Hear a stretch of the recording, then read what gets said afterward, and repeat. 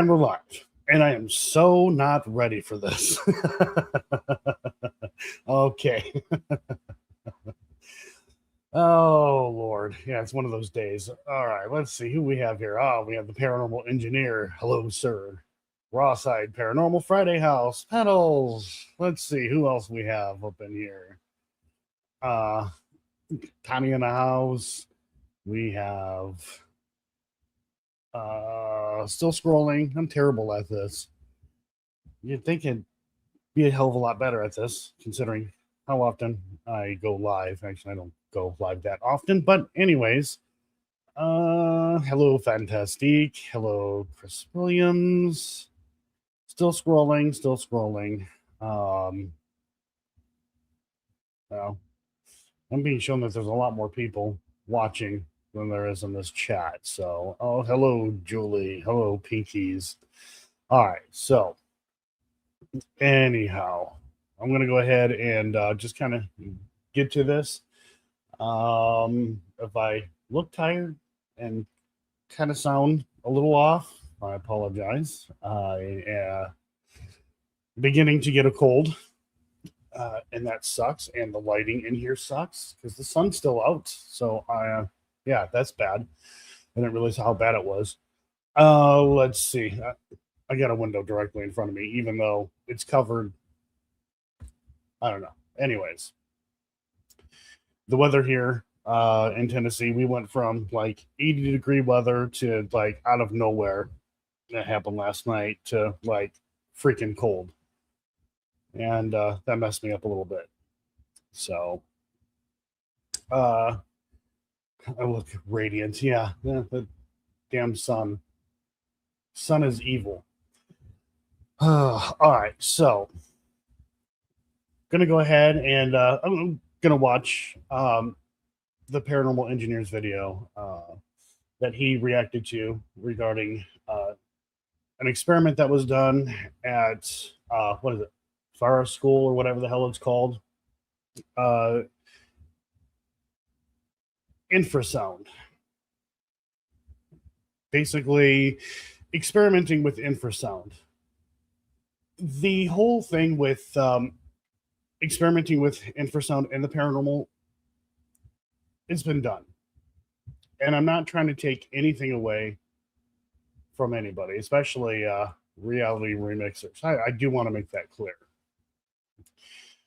I have done it in the past, messing with infrasound at different locations.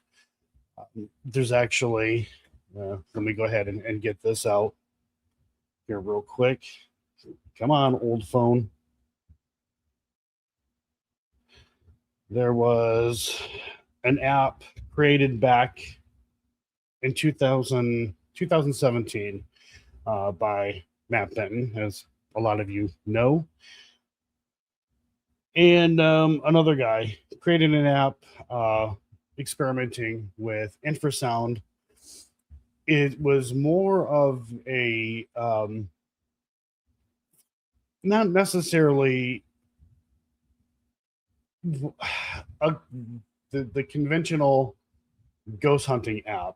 It was more of a social experiment. So you guys probably not gonna be able to see that, but up top there's different frequencies that people can mess with. The belief behind this whole thing is that fear or different emotions can, this is going to sound so dumb the way I say this, and it's not something that I necessarily subscribe to, but it is believed people's emotions can be sort of like a beacon for ghost spirits, whatever, to be more active, we'll say. So somebody goes into a location and they're afraid somehow a ghost or whatever can pick up on that, and that person could experience more paranormal activity than somebody who goes into a place and does not. So I'm trying to keep this as simple as possible. Oh, Dawson's here. Hello, Rob. I want to make sure I'm not missing anyone else. So the idea is, if using infrasound and a certain frequency, if it can invoke fear into an individual, then they would likely experience more paranormal activity. Now, there's no proof of this whatsoever. This experiment I tried at St. Albans, Hales Bar Dam, multiple times. This is something that Matt and I did along with two others at the Monroe House back in 2017, and many other places. Now, with that, I never noticed it actually did anything to anybody while I was at a location, and it certainly didn't make paranormal activity happen or anything like that. But what is interesting is one of the little settings that you can choose is the Lord's Prayer. In a very creepy voice, it plays forwards and backwards, and I'll play that real quick. Now, where'd it go? Is that it? Fear all beings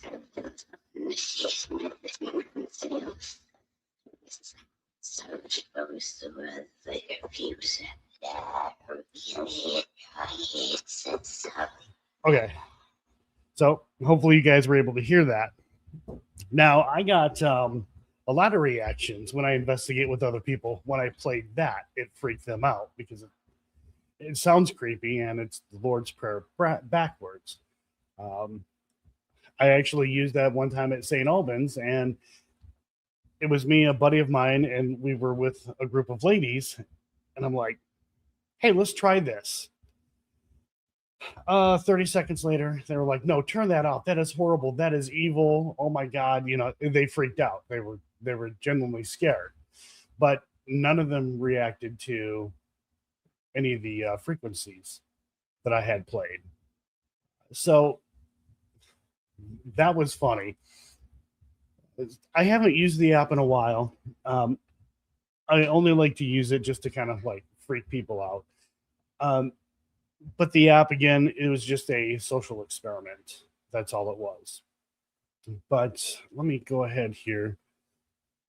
Also, before I forget too, this experiment was also done back in 2015.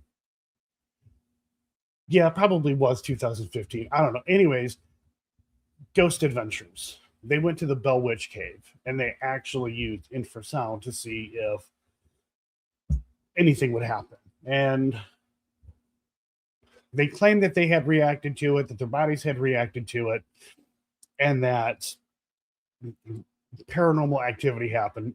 It's a TV show. It's Ghost Adventures. Take that for what it's worth. So the whole idea isn't necessarily new, and it actually goes back to the late 90s, early 2000s, when it started to get pulled into the paranormal.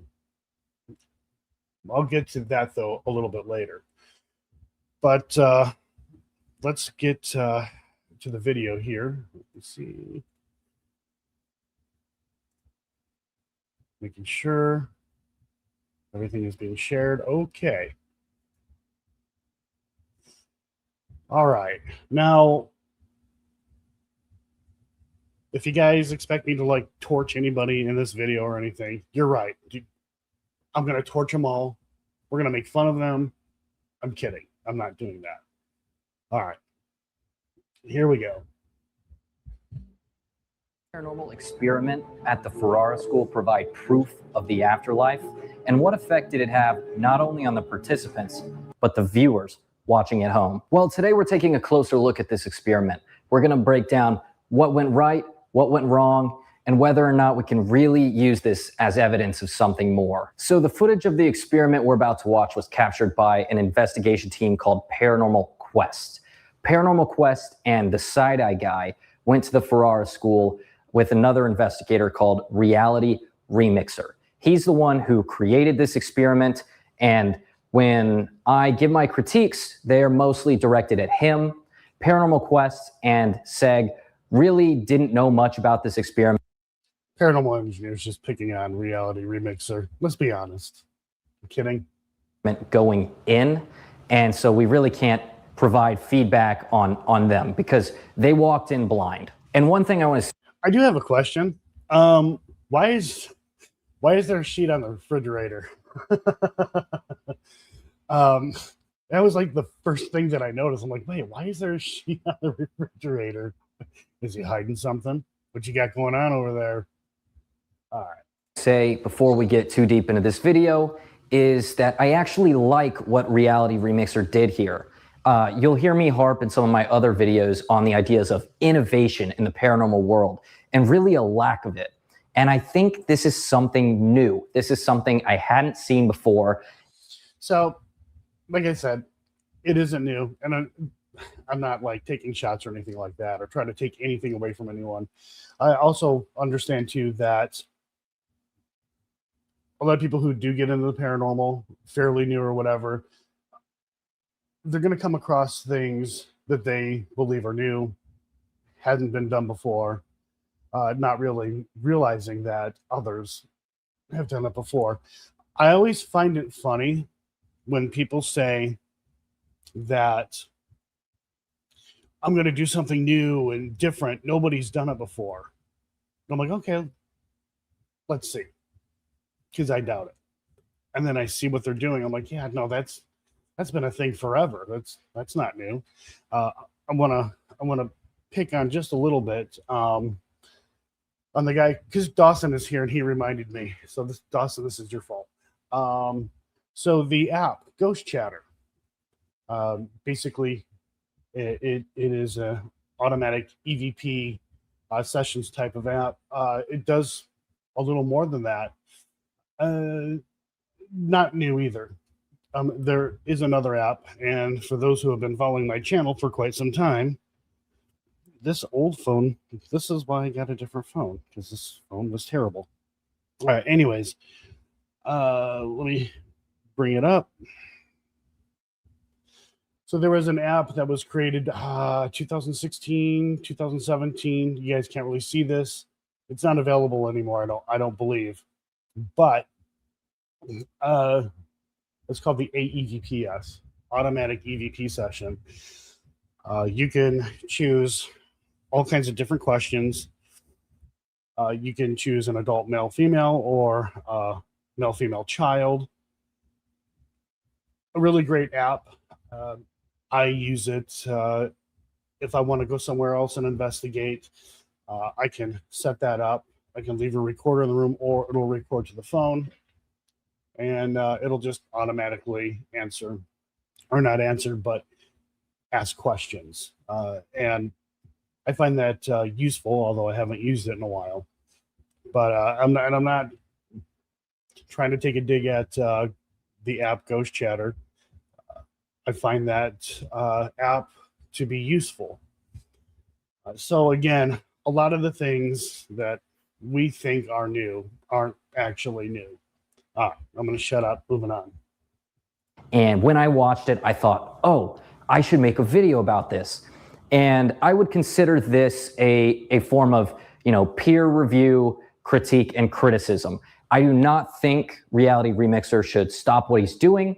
Most of my comments today are just going to be refining his technique and, giving him some outside perspective on some of the devices. First of its kind. Okay, so yeah, that Dawson. I did say it does more than just that. There are things though that I wish we could do with that app. For example, with the AEVPS, I can decide how many seconds in between questions. So it'll ask a question. If I want to wait 10 seconds, 15 seconds, I can choose that. As far as I can tell, you can't do that on the Ghost Chatter. That would be nice. But definitely something useful and something that I will use. He uses and methods he employs. Oh, I almost forgot. If you are sensitive to sound, this is your trigger warning. There are some really high-pitched frequencies as well as some low-pitched frequencies that are going to be played during this video. Now, they shouldn't really have an effect on you, but you never know. So yeah, they had an effect on me, especially when I could really hear it. Yeah, just a little heads up, guys. Thought I would throw that in there before we get into the video. All right, let's start the breakdown. He's come up with these. He's still behind me. He's come up with these cool experiments, and we are going to do them tonight. So stay tuned. It's going to get really creepy, and hopefully something happens so we can make sense. All right, so yeah, I see. Okay, Dawson, that was something that I wasn't able to find within the app, but at the same time too, I was busy doing other things, and I just wanted to check it out. So if that's the case, that is awesome. A believer. Man, He has a cat. Let's get started. let's do it. Let's go.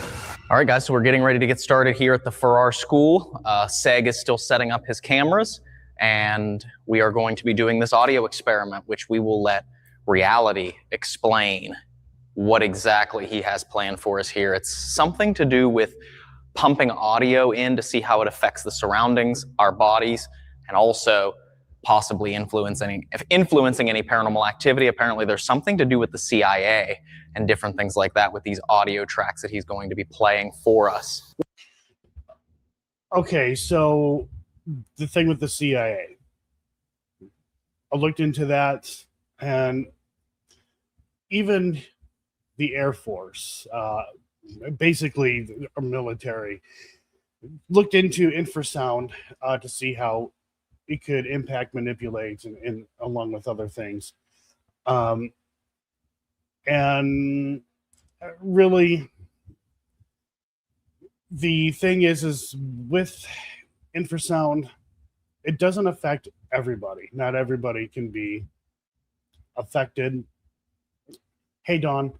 Not everybody can be affected by it. It really depends on the person. Their experiment with the CIA, the military, had nothing to do with the paranormal. It just, again, just the effects that it would have on the person. Moving on. So originally I was going to do just a video on this, and that video, when I started, I realized this video was going to be way too long. So that's why I'm doing it live. I can get away with it. Hard to say if, let me read this. It moved. All right, hard to say if people's reactions to the sound are due to frequencies or because they believe the frequencies can affect them. Hard to say without a true study. So there have been studies done, but there needs to be more studies done on that. And yes, are they actually being affected by the sound, or is it the placebo effect? Hey, Sky Talker. That's the other issue. And we've seen the placebo effect. People go to a haunted location. They hear the stories. They're all worked up. You know, now they're primed. And now these little tiny sounds equate to something paranormal. Where did it come from? Oh no. It must have been a ghost or whatever. There's been studies also done where they would take a group of people to try medication, for example. Half of the people actually had the medication. The other half basically just had like a sugar pill. And people who just took the sugar pill also reported that they were feeling the effects of the medication in a positive way. Placebo effect. It's just like I'll probably like get torched for this, but going to the chiropractor, right? Go to the chiropractor and then magically you feel great, but by the time you get to your car, that effect wears off. But there are people who honestly believe that a chiropractor is truly helping them with symptoms that go beyond what chiropractic is doing, and it's the placebo effect. It's interesting, and if anybody's really interested in it, like go like check that stuff out. It's insane. I mean, there was a guy. I think he came up with chiropractics. I don't remember exactly what it was, but he had made the claim that his chiropractic techniques healed a deaf person. That the person was completely deaf, went to see a chiropractor, and then poof, he can hear. But that's true.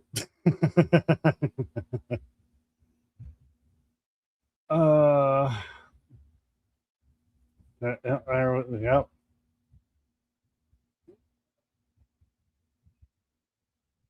Yeah, more than cracking backs. I mean, look, getting your back cracked feels good, and let's be honest, that does feel good. Then fine, but come on, doing more beyond that, there's nothing that backs that up. One thing you'll kind of notice is that it seems like Paranormal Quest and SEG really don't have a thorough understanding. Again, they're going into this experiment blind. They're doing their best to explain it. And I do actually think that the experiment is a bit convoluted in the sense that it's trying to do too much. And it's almost like two experiments mashed into one. And we probably need to separate them out in order to really get a good understanding of what's going on and set up an experiment that would pass the scientific method. And one thing. All right, so quickly, I somewhat do disagree with what Mason had to say. I understand what he's getting at. Hey, Purple. I understand what he's getting at, but I kind of disagree with that a little bit. I'll get to this in a little bit because there is something that I do want to point out. It does seem like there is too much going on at the same time, but the main focus is how is this infrasound going to impact them themselves and then I guess the environment around them. And this isn't even a scientific experiment. This is it's more of just, hey, let's try this, we'll see what happens, and that's that. Anyways, so yeah, it's just more of that than an actual scientific experiment. Let me look at Jack.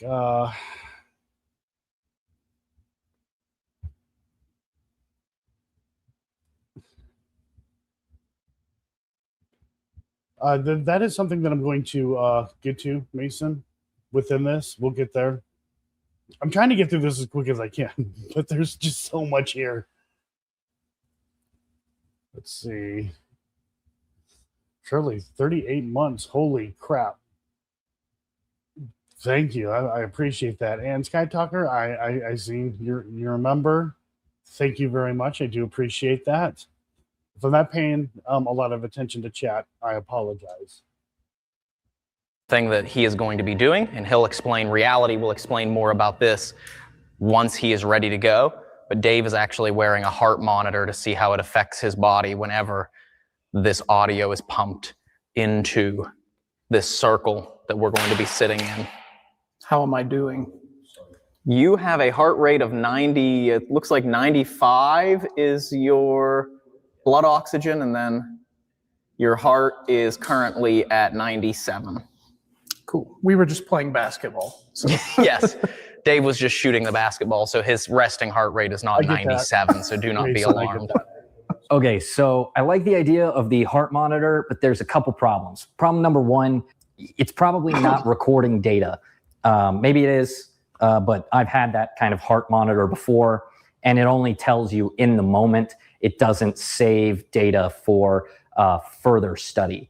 The second problem is, like Dave just said, they were playing basketball. So he's going to have an elevated heart rate, and that can really throw off the results of the experiment and the effect that it has on him. Yeah, I don't really see the need to wear a heart monitor anyways. Another thing too is, he is moving around and things like that. Yeah, his heart rate may go down as he's sitting, but even moving around can throw that off. And for me personally, I don't know, I wouldn't have even bothered with that, to be quite honest. I'm also extremely hopped up on caffeine and no sleep. So Great point as well, to make a note that he is hopped up on caffeine, not a lot of sleep. These are all factors that can heavily influence the outcome of this experiment. So the best thing to do would be to make sure that the participants got a good night's rest before coming in. And they probably wouldn't even be investigating per se. They would come in solely for this test.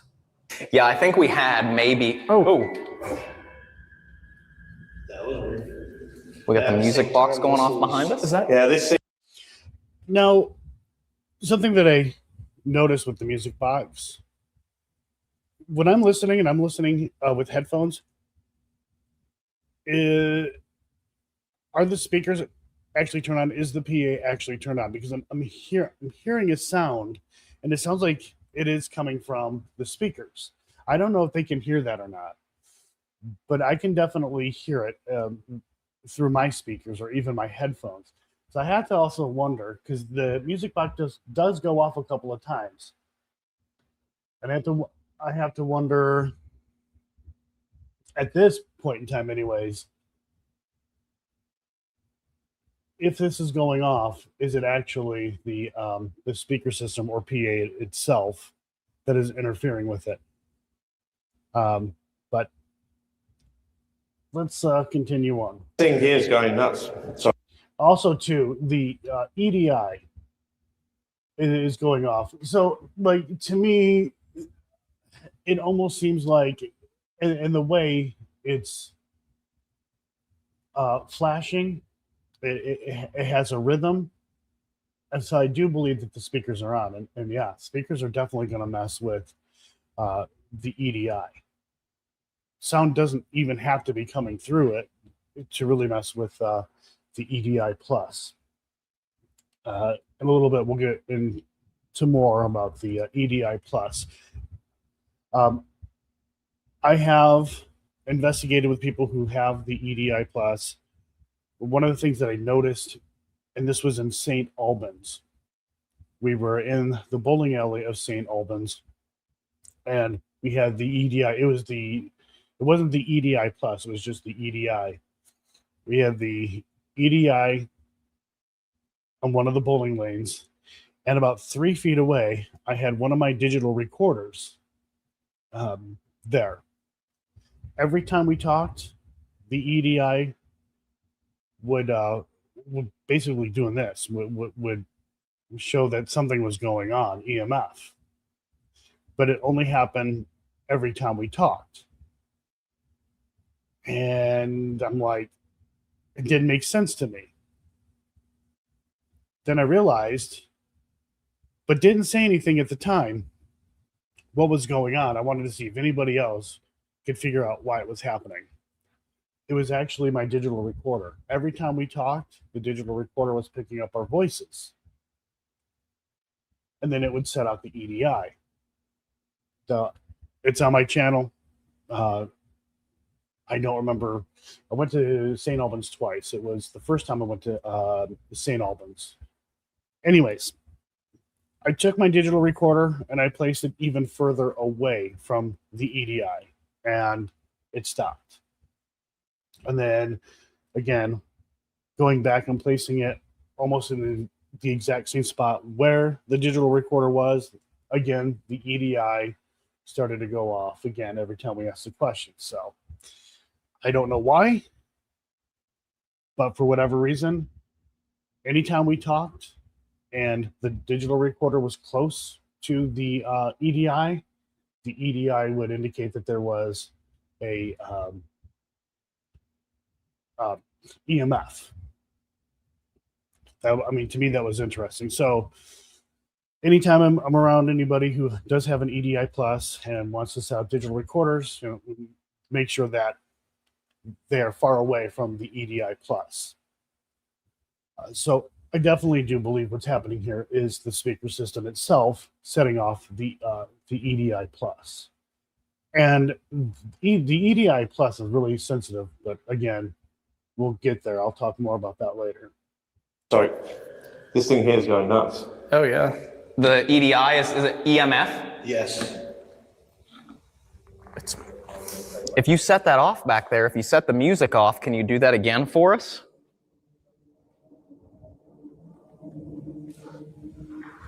There's nothing. Is that traffic? That was something that I meant to pay more attention to. Is that traffic in the background? Nothing in front of it, guys. There's literally nothing that could trigger this. We're in a gymnasium, so.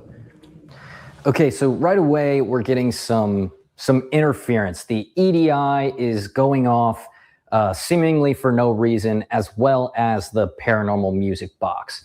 Now, both of these devices have their own issues. I'm not going to get super deep into it right now.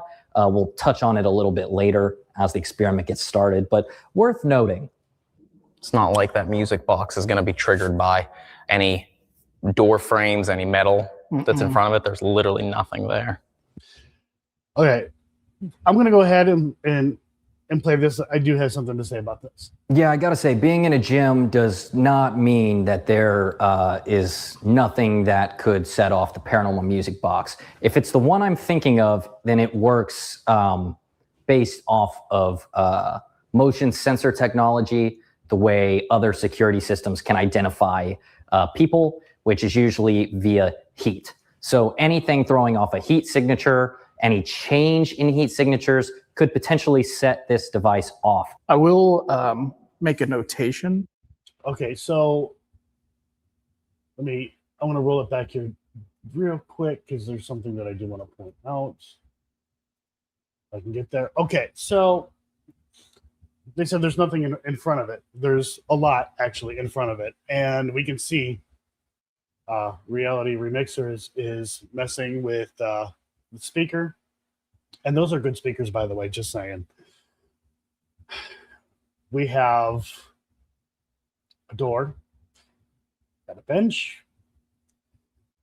We also have lockers. Now, even though we may not be able to really hear what may be coming through the speakers, and again, I don't know if anything's coming through the speakers. There has to be some sort of sound coming through the speakers. They are on. Even a vibration, like we'll just say this locker, for example, even if it just moves just a little bit, that could set off the music box. I mean, there's a lot here. Even the chair, if it's vibrated a little bit, it could set off the music box because the vibrations basically it's resetting itself even with a slightest movement. Now, and Dawson already mentioned this. He said that is not the PIR sensor. That's the one that would be the sensor that would detect heat. Same type of sensor that can be found in like blink cameras. I know this. I did a lot of research on blink cameras for a reason. And Dustin knows this as well. There is another sensor that is used. Oh, my Lord. My nose is starting to run. I hate getting colds. There is another type of sensor that is used in music boxes. But again, that is something that we will get to. Because this also involves something that Kenny Biddle discovered on accident. that yeah, I'll get to that in just a little bit. But that sensor could, I'll say this, that sensor could be set off by certain types of sounds, even sounds that we cannot hear, like infrasound. So let's see. Now, for those of you who don't know what infrasound is, basically it is below human hearing range, and that is it starts at 20 hertz and below that. So just want to make that clear. That was something that I missed or didn't bring up. I'm looking at my notes right now. Another thing too, other things that can cause infrasound can be, let me get to my notes here.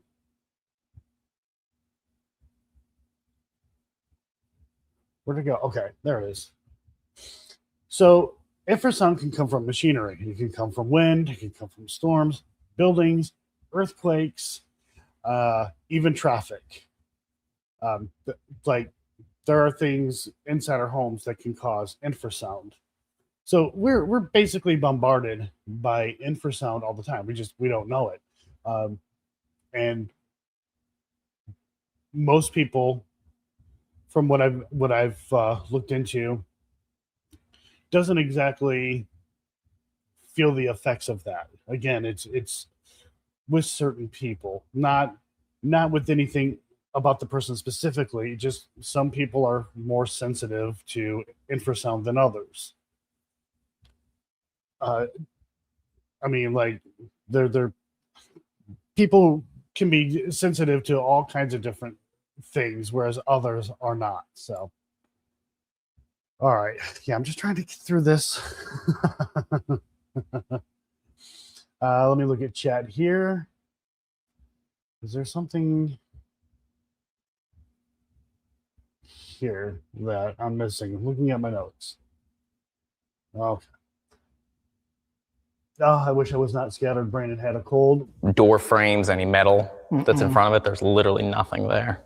Yeah, I gotta say, being in a gym does not mean that there is nothing that could set off the paranormal music box. If it's the one I'm thinking of, then it works based off of motion sensor technology, the way other security systems can identify people, which is usually via heat. So anything throwing off a heat signature, any change in heat signatures could potentially set this device off. I will make a notation that we can hear the people that are up in the break room. So just keep that in mind while we're doing this. Yeah, so an experiment that's based on audio, immediately having audio contamination is going to be a big problem. Best case here would be go talk to those employees and say, hey, can y'all go far, far away, preferably out of the location entirely if it's possible. Maybe it is, maybe it isn't, right? But audio contamination like this is pretty much going to stop the experiment in its tracks until you can be sure that you are not going to have audio interference. You cannot really perform this experiment. Yeah, if you have. All right, so I'll disagree a little bit there with what the paranormal engineer has to say. But quickly, something that caught my eye. Dawson had said, let me scroll up. And let me see.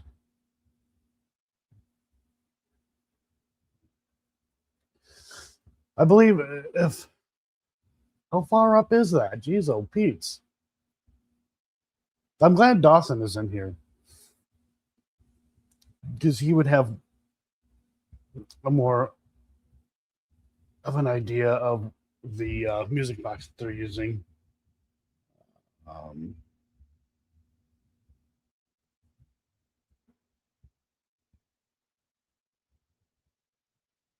I thought he said something.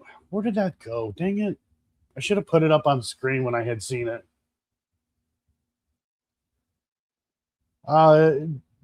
Quickly, Dawson, did you say that that was one that could be carried around? Because that seems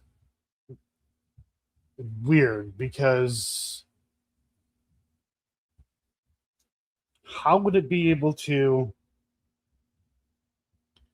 calibrate itself and like sense the environment through its sensors? That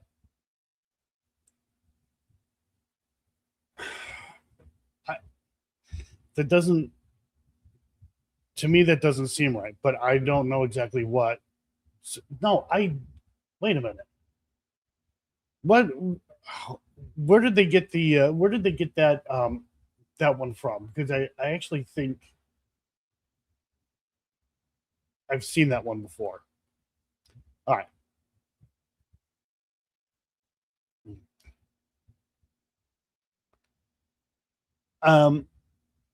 So I'll get more into the sensors a little later, but again, so some of the sensors that are used in some of these, they do it's more thermal. So if there's a change in sensor or temperature, geez, it'll detect that and then respond.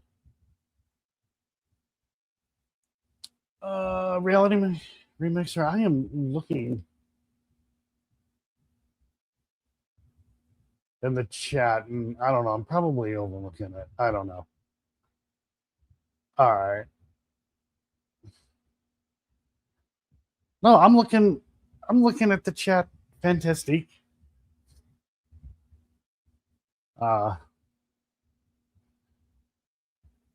Right. So yeah, what's being said there. Some of these use those types of sensors. Some of them use I cannot remember the name of the sensor off the top of my head. We use another sensor, basically.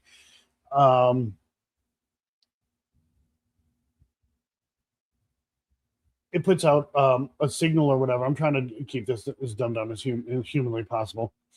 It's sending a signal out and then coming back, and anything that disrupts that in between, so coming in and out, disrupted, it'll go off. There are sensors that claim, anyways, that it picks up on shadows, that a music box will be triggered if it detects shadow movement. That's the claim.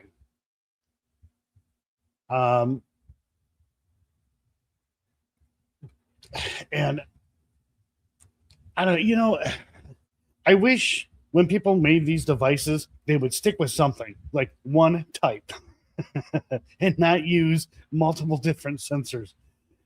Or,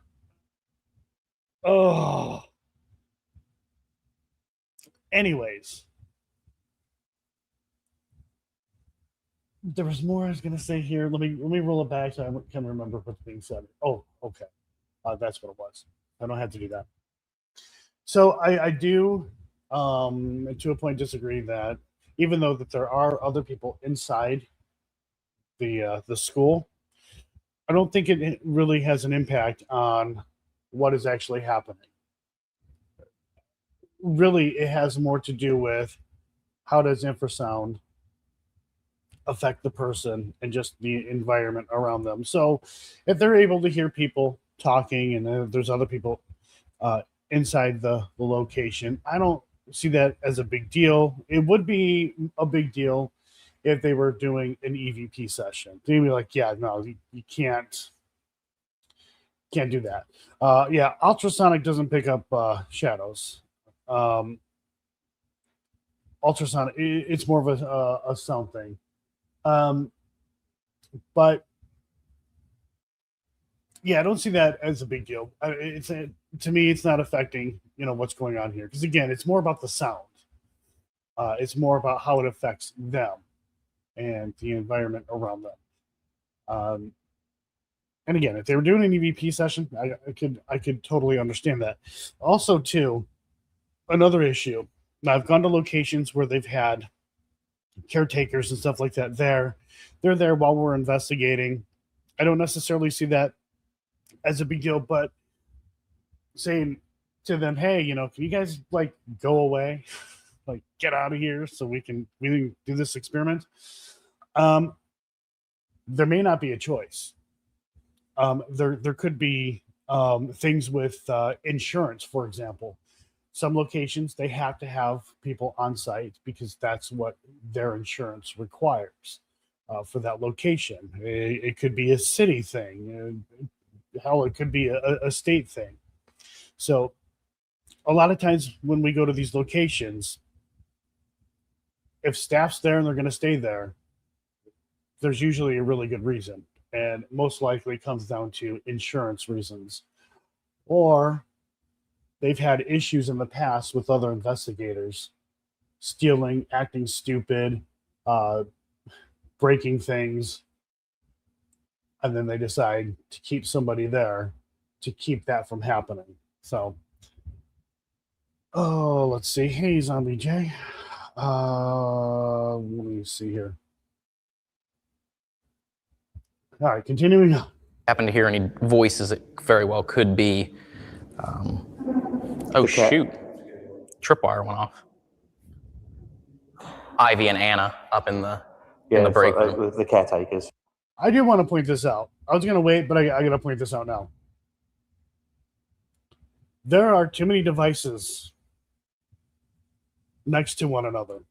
You have the tripwire, and then inside the tripwire, we have different devices, and each of those devices can give off their own EMF. And then we have the EDI plus going off too. I would have scattered those instead of being so close to one another, because all of the tripwire, the EDI plus, the millimeter, I have no idea what the hell that is. No idea what that is. And then we have the K2. All of that can, believe it or not, can have some sort of impact on one another. And I think the only reason why the tripwire went off, it was just a signal that the side-eye guy's a dickhead.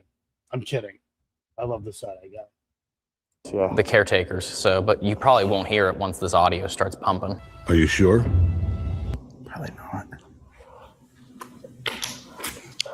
Yeah, and one thing that we have that reality has set up for us is some trigger objects, which include some old yearbooks and stuff from the school. Okay, this is kind of the other issue with this experiment. It's very convoluted in the sense that you're trying to do two things at once here. You're trying to test the participants to see how they react to certain frequencies, but you're also trying to see if these frequencies can trigger paranormal activity, which is why they have things like the high school yearbook out, right? And you know, as far as trigger objects go, if you subscribe to the theory, I mean, I think high school yearbooks would be a fantastic trigger object. I know how much I stressed over my crush signing my yearbook in high school, and you know, if she didn't, you know, that's good enough reason for me to go haunt a place, right? But that's not really what you're testing with this experiment, so it doesn't belong here. I'll disagree with that too. I see what's happening here. Again, trying to see how infrasound affects their bodies and the environment, but also adding trigger objects. So basically, it's an invitation for a ghost, spirit, whatever, if it's actually haunted, to come in and be a part of that environment. So I don't see any of that being a problem. We've all used trigger objects. I've used trigger objects and played music at the same time to see if something would happen. I I don't necessarily think there's too much happening all at once. I'm just seeing this as they're trying to, again, it's just an experiment. It's clearly not scientific, and no one made that claim. Although it probably should have been made clear to begin with that it wasn't exactly a true scientific experiment. It's more exploratory, and that's just it. It's exploratory, trying to see what could potentially work in getting paranormal activity. And I don't know why, but my phone keeps going off. I didn't say Siri, so stop. Oh, of course, it doesn't go off now. So I understand what they're doing is more of an invitation, something to gravitate to. And also hoping, again, using the infrasound to get these guys to react, and seeing how the environment or paranormal activity would react to it. So, I do see what's going on here. And I do understand what Mason is saying too. Just it does seem like there's too much going on at once, but there's really not, because again, the whole thing is just infrasound, and that's really it. But I'm dumb. Anyways, moving on. A ribbon from the school, and then we have a Melmeter and EDI plus and everything, plus this tripwire that is now circling them. So I'm excited to see what this experiment's all about, because Me too. I've always been fascinated with the way audio affects the human mind and different energies and stuff. And Energies? this is a good way to experiment with it. There's no better place to experiment with this than an actual haunted school that has claims of paranormal activity. If it's going to... Okay, hang on, let me bring this up. But if they say it isn't scientific, it's still kind of hard to measure, and too much going on. We are testing people, or are we testing ghosts? To me, it seems like they're testing two things here, and reality can correct me on this, but it seems like trying to go for two things here: how it affects them, and if it can create or entice paranormal activity to happen. I don't think I used the word entice correctly, but anyways, and I'm okay with that. But again, I do understand what you're saying on this. But I do believe overall the main goal here from what I've gathered is to just, again, how is it going to affect them and the environment? Or when I say environment, will it cause paranormal activity? There are still issues with it, and I won't get there, I promise. I swear to God, I'm not trying to pick on anybody. going to be triggered or experimented with anywhere, this is a good place to do it. So we'll find out what happens. Yeah, absolutely. Hells yeah. But let's actually have react. I do want to say this: doing this experiment in the gym probably wasn't the best idea, considering we can hear how echoey it is, and sound is just bouncing around all over the place. Maybe in a smaller room, that I mean, you can't necessarily find a room that's been had sound treatment done to it, but something smaller and less echoey. So that is something definitely reality should look into doing, because it's just too big a space, too much echo, and yeah. There's that. All right, moving on. reality explain to us what's going to be happening. There he is. Hey guys, so what better place, like what was said, than the Ferrara School to do some experiments, right? So today we're going to learn about different frequencies. The first one that I'm going to do, I'm doing my best to create some infrasound, and that is usually anything under 20 hertz is what the human ear cannot hear. I have some amplified PA speakers that we can slightly hear the frequency, but this one right now is 18.9. That is commonly known as the ghost frequency, otherwise known as the fear frequency. And they have done testing with this in the Air Force and also the CIA.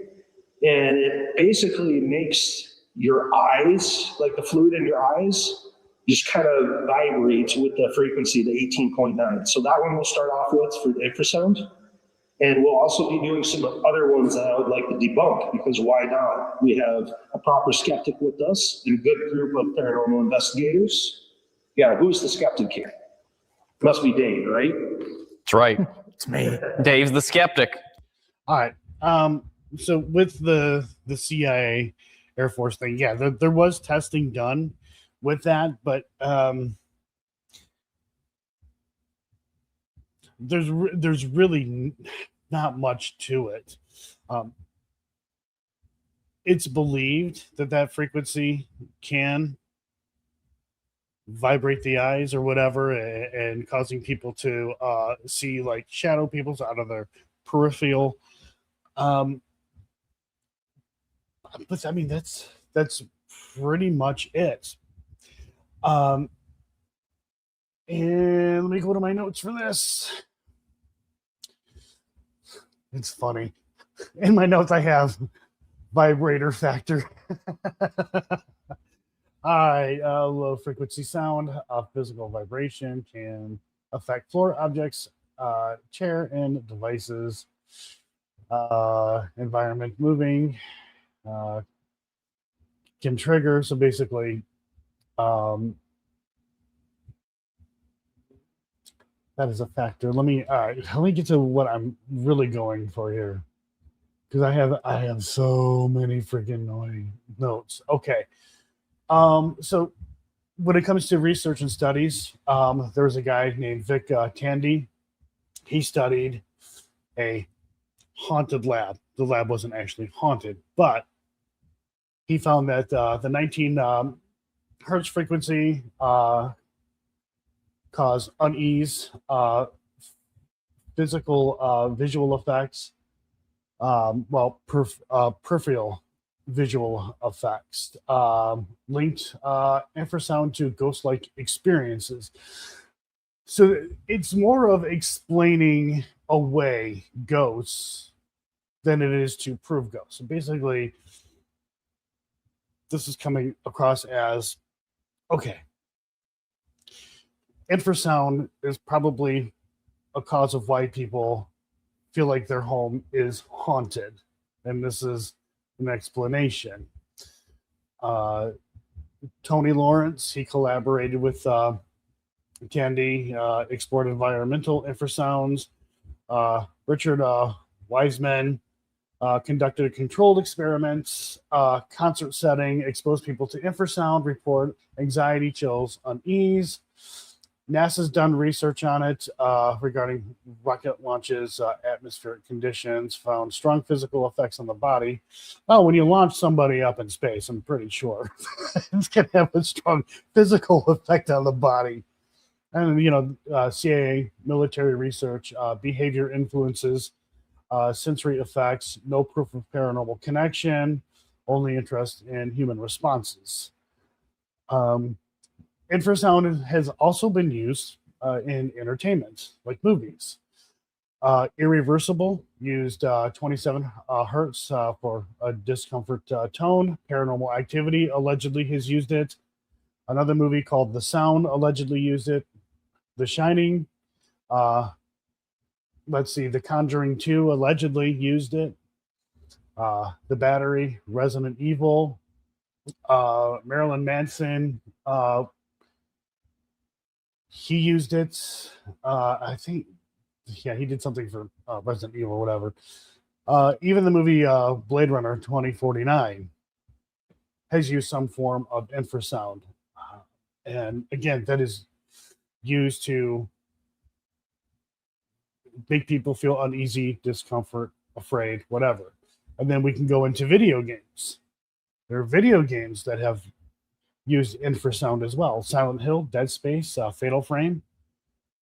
Let's see, I do believe Doom, but like early 2000s Doom. I think it was Doom 3. Was it Doom 3 or was, yeah, I don't know.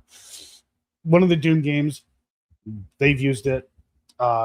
Music, for example, it's used in music as well. David Bowie experimented with low frequencies or infrasound. There are actually a company or studio or whatever that does specific stuff with infrasound. So, I mean, infrasound has always been a thing. It's been known to have an effect on a person. And there's a lot more games, music, movies that I can name up here. I'm just naming off a few. 9 Inch Nails have used, or allegedly have used infrasound.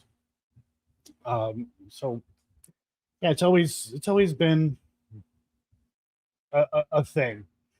I've used infrasound in a couple of my YouTube videos just to see if anybody would react to it. No, nobody has.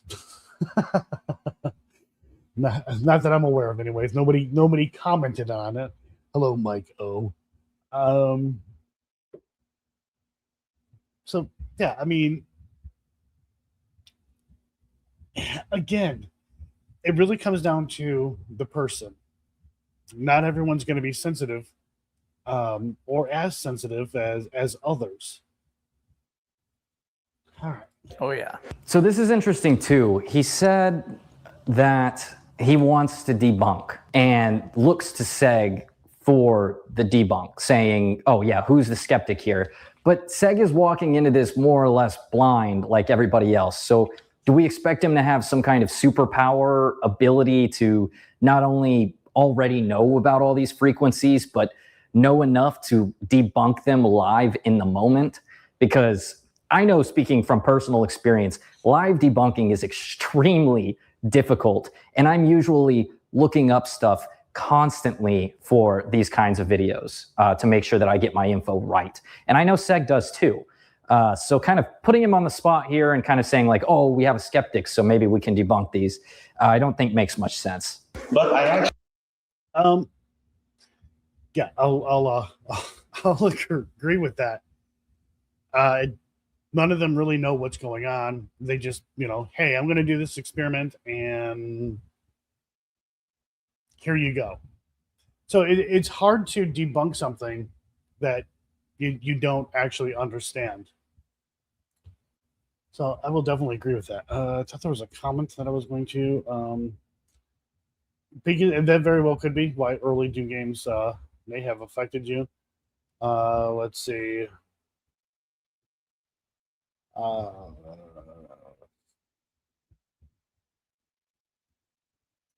Once I get through this, guys, I'll pay more attention to chat. It's just there's a lot going on.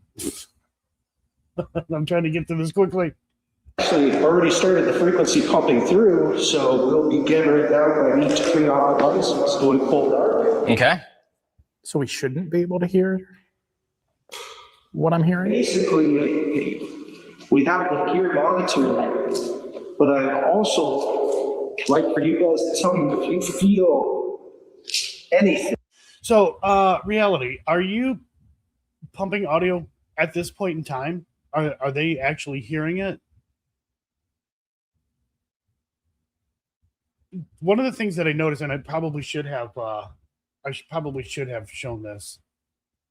One of the things that I noticed within the video, when I put it into my video editing software, I could see the waveform, and I seen a pattern when nobody was talking, and I kind of figured at this point in time you were pumping audio through, but to me, it wasn't clear if, in fact, when it actually started. So I'm going to assume, until told otherwise, that at this point in time, you're pumping audio through. Let me see. Oh, that might be a pain in the ass. Let me see here real quick. No, that. Okay. Yeah.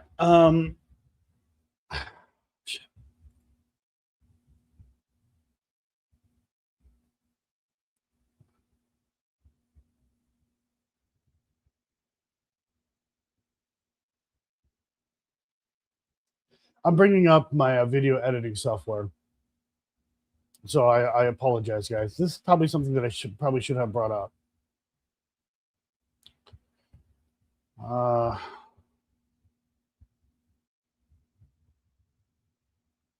Go ahead here, open this.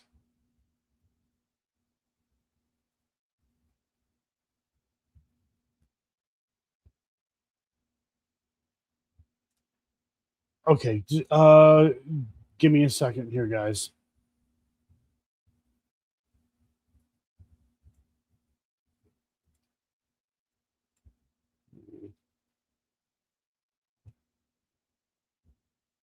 Divided by 20. Oh, that's not what I want. Okay, so here's that video. We stretch this out so we can see it better. Sorry, I'll show you what I'm talking about.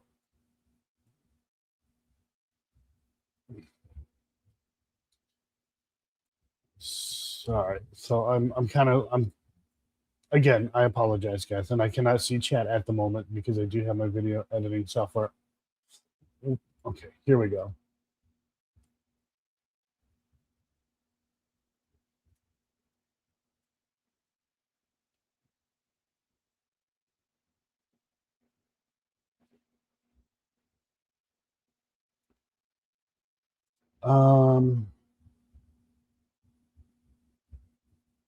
Okay, the way I had put this together.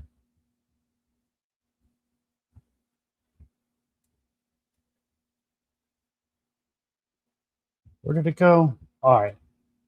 I'm not going to sit here and try to find that specifically because I do want to get through this. I don't want to bore you guys to death while I'm trying to look for stuff because that's not cool. Okay, anyways, yeah, I'm not going to bother. Yes, I absolutely did notice. And did Reality Mix or did he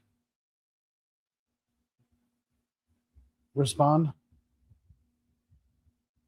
All right. So yeah, again, we're looking at the waveform. It seems like that is the infrasound is on, and they're able to hear it. Infrasound is no longer infrasound if you can hear it. A lot of speakers, they will produce the infrasound. The problem that you're going to have is how it is going to then resonate the speaker cabinet and anything around it. And there's something that I do want to point out. I just want to make sure, because Dave made a good point and I agree, we can hear some kind of interference from this speaker. Is that just me? I can hear it. I can hear it from the left speaker, to be honest. But he did say we could probably hear it a little bit because the speakers are amplified. I'm glad they pointed this out because it seems like the amplified speaker system that Reality used for this experiment actually amplified the sound so much that it became audible, which is interesting in its own right and problematic for testing infrasound, which you're not really supposed to be able to hear. What kind of effect that has on the participants, I honestly have no idea. But it does skew this experiment, and it's not a true test of infrasound. Now, to give Reality credit, when he was emailing back and forth with me, he even said as much. So I'm sure he's going to learn from it. He's going to tweak it and figure out how to get it as close to true infrasound as he can. Okay. Now, the infrasound, they may not actually be able to hear the infrasound, but they are hearing sound. And what they could be hearing is the resonance of basically the byproduct of the infrasound. And it could be affecting this the speakers or the enclosures that the speakers are in, and pretty much whatever inside the gym.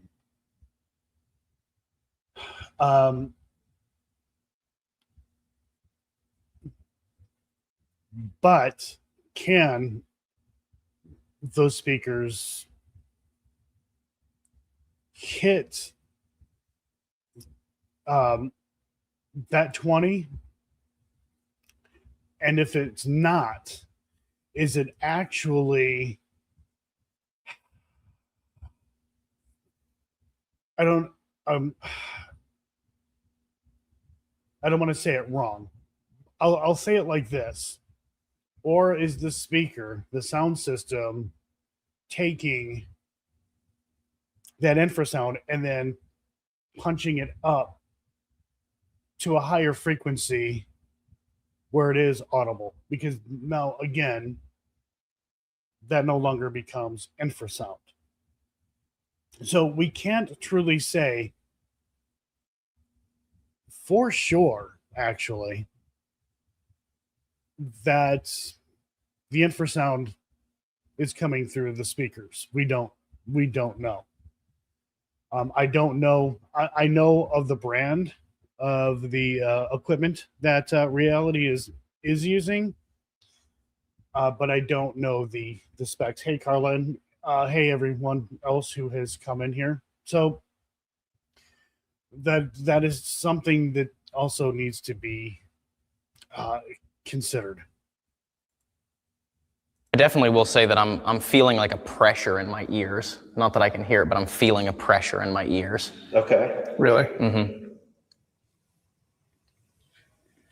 As you look around, specifically at the lights. I'm going to stop there. So is it the placebo effect, or is the infrasound like making it feel like there's pressure on his ears? We don't know. We kind of just have to take his word for it. Also, maybe at that moment, maybe coincidentally, that's just kind of naturally happened. We don't know. We have no idea. So we have to take his word for it, which is fine. I don't think anyone here would lie about anything or anything like that. On the floor and the tripwire, do those look strange to you? Leading the witness, Your Honor. No, I agree.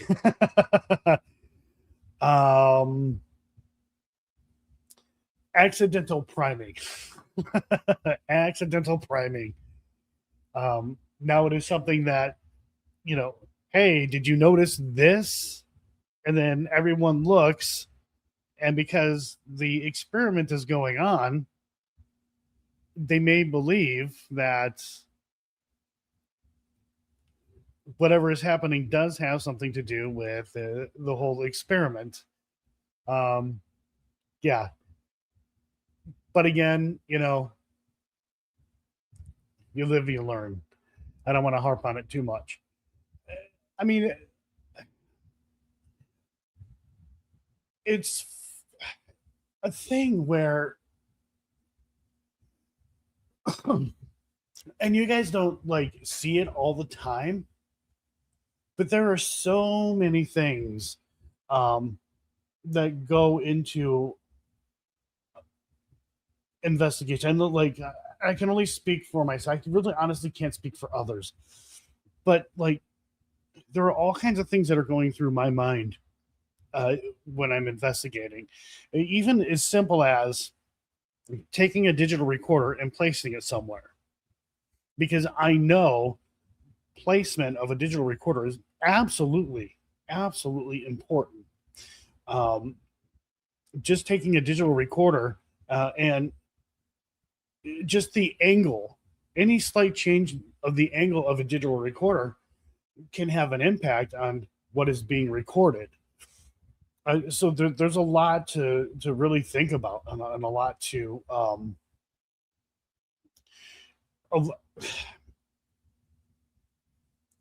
basically like doing my best to make sure that I can have the cleanest investigation that I can, that I'm able to cover as much as I possibly can within a location. And some of these locations, they're huge. I can't cover it all. But I do my best. And I will place a digital recorder in the middle of a hallway if I have to, and have it turned so that the microphones can get as best as they can the entire hallway, rather than just leaving the recorder, at the end of a hallway because of a window or whatever. So, okay. If I'm in a hallway, I'm going to set up a digital recorder. At the end of the hallway, if there's a window, I am not putting a digital recorder there for a lot of reasons. Vibration, noise contamination. But I am aware that there is a window at the end of the hall. So I'll take the digital recorder and I'll put it in the middle of the hall. And the way I'll have it set up is, again, hoping that the microphone will pick up both sides of the hallway. And then, like, how many people think about that?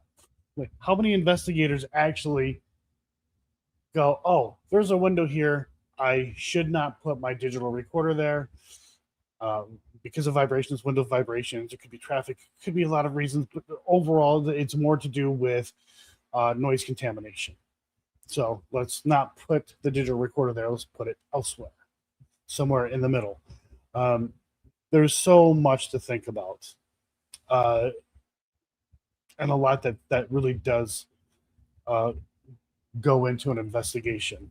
It makes it even harder, too, when the investigation or the place that I'm investigating, I have never been to, and I'm not fully aware of the outside world around the location and how busy it can be, how loud it can be. Just there's all kinds of stuff. So, yeah, there's a lot that really goes into it. Even placement of cameras. There's that too. And a whole lot more. You are an observer in this experiment, so you should not kind of lead the participants in either direction. No. Not yet. I'm going to increase it so you might hear that tone again. Ooh.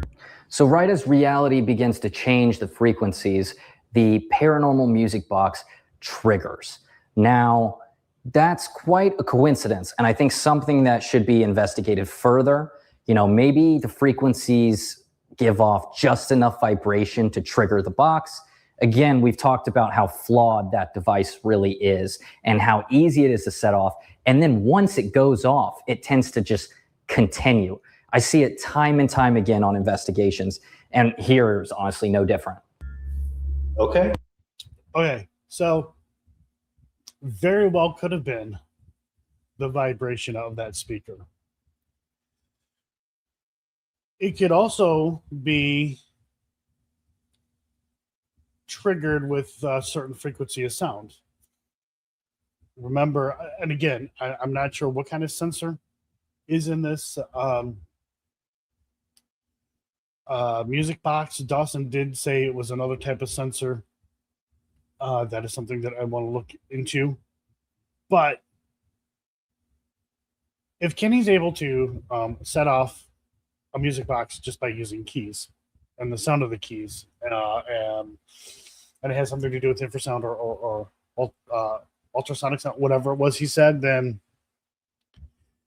there is that possibility.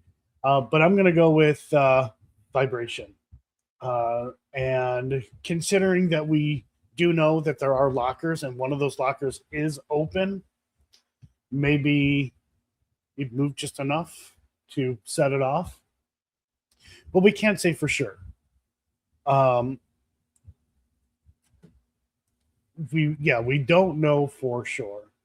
But I do believe this had more to do with the sound vibration. I have no idea how sensitive that music box is when it's being moved. And again, I've seen music boxes in action. I've investigated with people who use the music box, and a lot of times they just have a tendency just to go off with no reason, just randomly. I forgot about this. Did a private investigation, and somebody wanted to use the music box, so we had it set up in a room. All of us left the room. The music box continued to go off.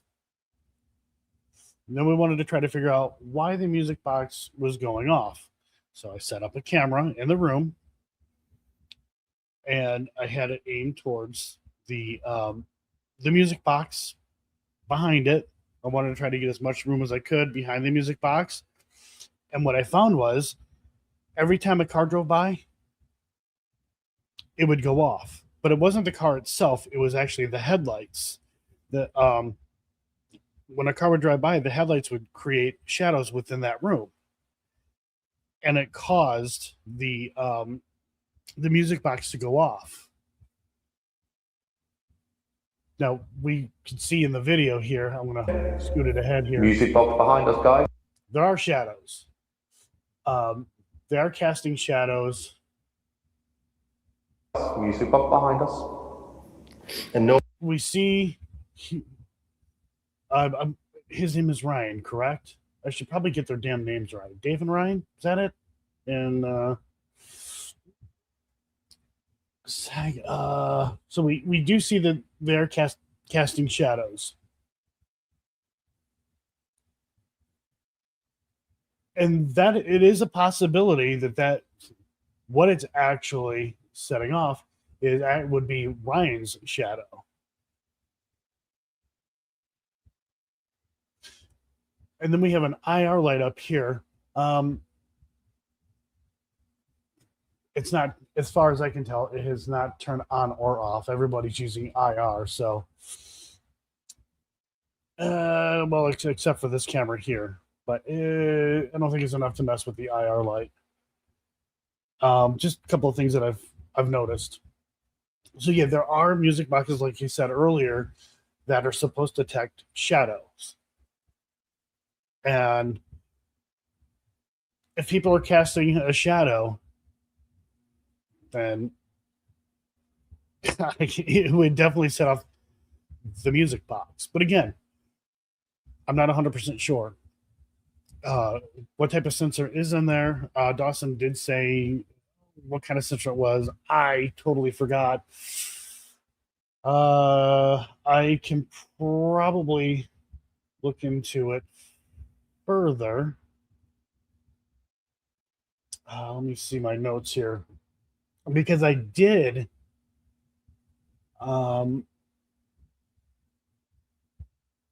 look into the different sensors, but why is it infrasound? It's not in my notes. I don't know why it's in my notes. That is insane that it would not be in my notes, the different sensors that are being used. That kind of pisses me off, actually.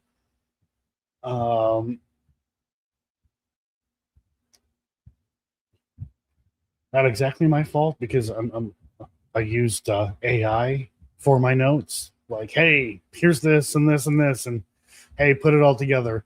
And there's clearly some things missing. All right, moving on. no one obviously walked behind you guys. No. You can see on both camera angles, we have a camera up high showing that nobody's back behind us. Hello?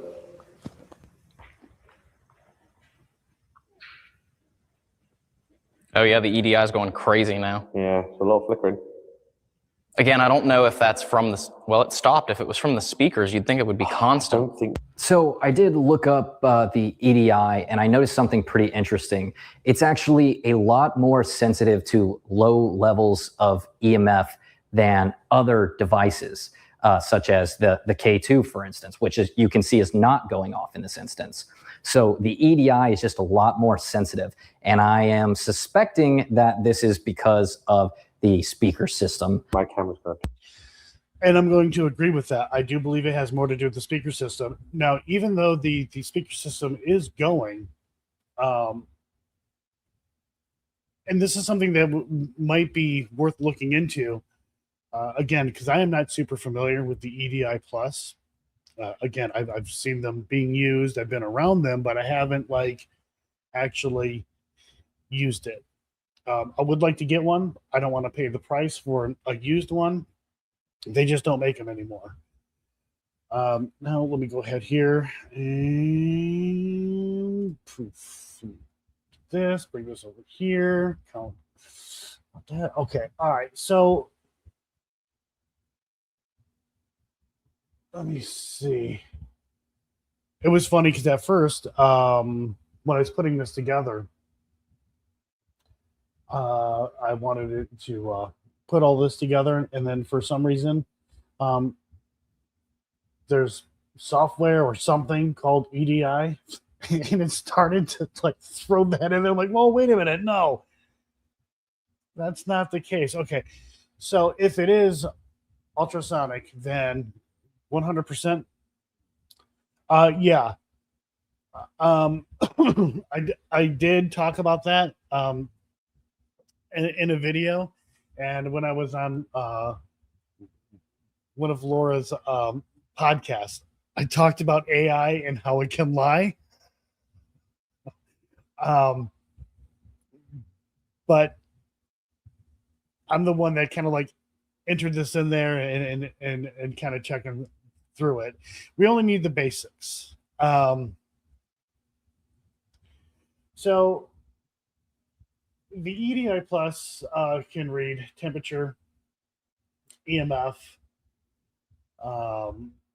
It can read vibrations, and it logs it all. So it's basically a data logger that can measure, multiple things, but it's not, apparently it's not fast enough to be accurate or something to that effect. But the EDI, yeah, what Mason was saying is true, that it is very sensitive and sensitive to noise levels as well. Yeah, let me just kind of go through here. I'm not going to read all of this stuff, man, because I'm an hour and a half into this, and holy shit. Yes, definitely, Mason, it is not a reliable data logger, but they tried. And out of all of the equipment, that would be one that I would use because it does log data, but we can't exactly count on it. We had to be careful with it. But I'm not going to own one. I'm never going to own one. I ain't paying the price to get one, especially for it being new. So yeah, it basically, guys, it does all kinds of things. Like I said, now what is interesting to me is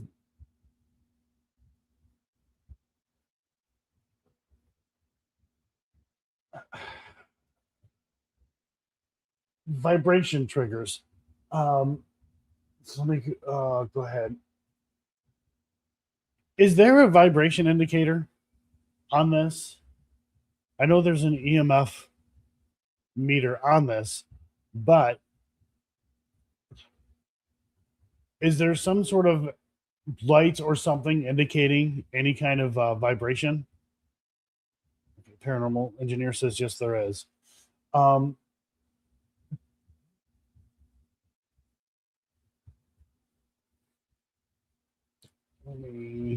did it go? Where did it go? Where did it go? I'll close it out.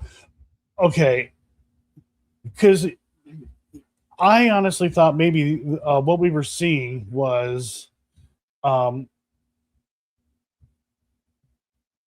thought what we were seeing when this thing was lighting up was the vibration, but they're saying it's EMF.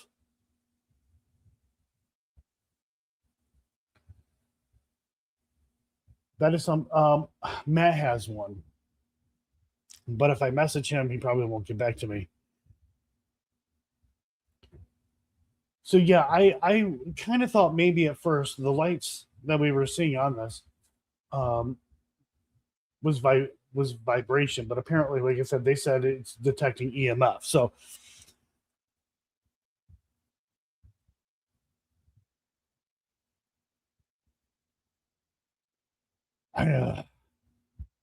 yeah, we're going to have to assume that it's set to EMF. And in the video, it wasn't even like made clear, like, hey guys, you know, here's this device, here's what it does, and here's, you know, what it's going to be monitoring. So if you see these blinky lights or whatever, here's what that indicates. There was nothing like that. So we're like, so for me and obviously Mason and whoever else who's somewhat familiar with this, we're kind of like, we don't know much about it, but we're familiar with it. But what is this telling us? What is this device telling us? It's not telling us anything other than it's detecting something, but we don't know what it is. But we're assuming, and we're probably right, it's registering the speakers. But that kind of sucks because now we're just assuming. There's not enough information that we have to go on. It's visual, and that's it. Pick that up because I didn't position it properly. Oh well. Yours probably will, right? Yes. Yeah, I haven't set up. You guys are actually good at this. I panned them down to pick up us and the equipment. I panned mine down, but I'm an idiot. Not enough. All right, so I'm going to agree with the sad-eye guy. He said he's an idiot, and I agree. No, I'm kidding. Educated speculation. Yeah. It's not exactly a good position to be in. Educated speculation. Yeah. They say it's EMF. I mean, that we'll have to. I mean, kind of have to take their word for it. You do it? No, I'll do it. I should just do it, shouldn't I? Yeah, it's like it's coming in spurts, the EMF. I'm wondering if it's a battery issue. I don't know. Yeah, see, the problem is, Dave has a great point. Maybe the batteries, maybe, it could be a ton of things. But instead of investigating those ideas, they kind of just sit there and wait. I don't know if maybe they were told to by reality. I just don't know.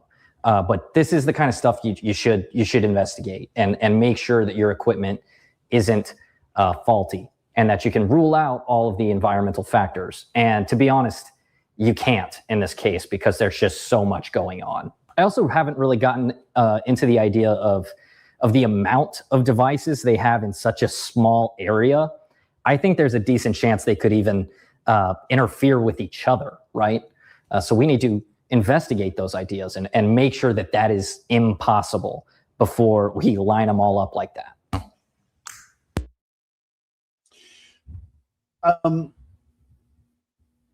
Yeah, so I already brought up all the equipment that is really close to each other and the interference and such. And yes, somebody probably should have went and checked to see the batteries.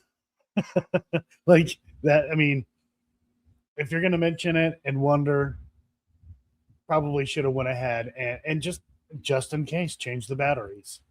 I don't know why that didn't happen, but I also look at it as regardless,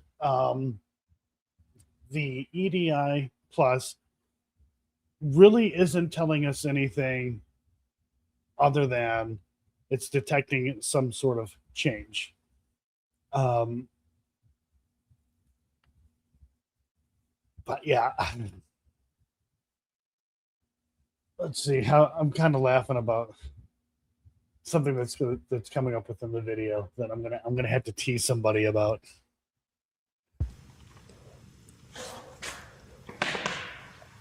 Guys, I'm getting healthier. His heart rate's coming down. He's down to an 82 heart rate, 94 oxygen level. Yeah, again, that's probably normal considering he's done playing basketball now and is just sitting and resting. But I'm no doctor. What do I know? What do I know? Let's see if I can bring it down more. Yes. You shouldn't, though, intentionally try to change your heart rate during the experiment if we're trying to use the results. Again, not going to fault Dave for that. This isn't his experiment. This is stuff that reality should be telling everyone beforehand. Okay. Seg is coming back.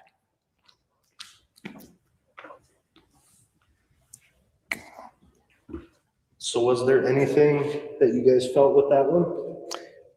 No, I haven't felt anything yet. Not really feeling, but I was more concentrated on the spiking of the EMF on the EDI. Yeah, it's spiking a fair bit, the EMF, yeah. It's weird how it's Still going now. Okay, I'm going to switch to a different frequency. Okay. This is another infrasound frequency, and it's known as an isochronic. I think this one you guys are going to be able to hear. I don't remember. Brace yourselves. So we're going to go to 7.8. Okay. No, it's not it, but I can hear it. Is it normal if my eyes start bleeding? Definitely let me know if that happens. Oh no, it's like 11, the nose starts bleeding. What are you doing? Trying to do what 11 does. Stranger Things. Maybe Seg is a superhero after all. Oh, I've You never not seen watched Stranger it. Things? Like one episode. Yeah, this is now in the territory of again, well, not now, kind of has been in such a way. Is this actual infrasound now? Because we can hear it. And I don't think that they're reacting to it. I don't know if they can actually hear this or not. But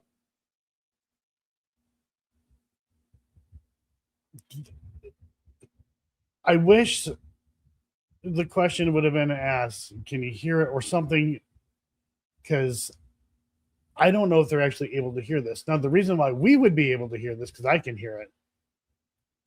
If they're not able to hear it, but we can, that I've answered this question in a comment as to why, if they can't hear it, why can we, has to do with the way YouTube can convert videos. Let's see, I was reading a comment. The way the microphones and the cameras are picking things up. There's all kinds of stuff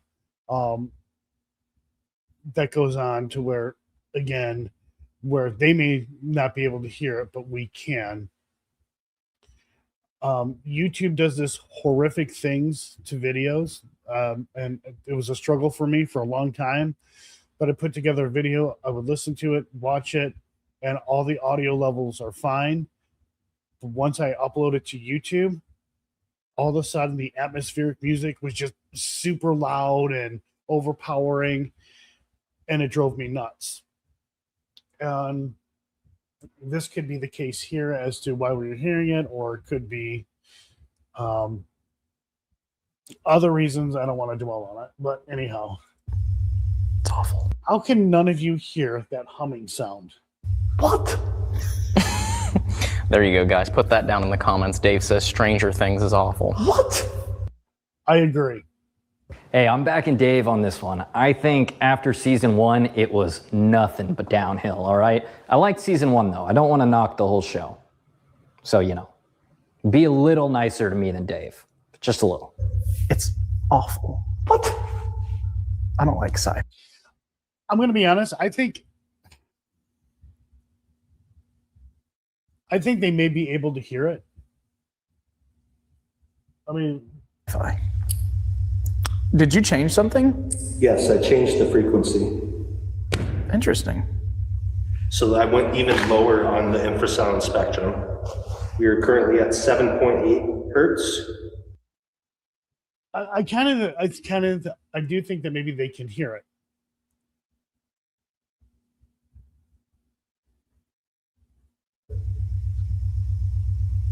You should not be able to hear absolutely anything. You don't like Stranger Things. Oh, So not a critique or anything. I mean, maybe they can't. Maybe Dave can hear it. I don't know. Again, so the thing is that there's not a whole lot of clarity with this. And we have to sit here and we have to assume, we have to take guesses.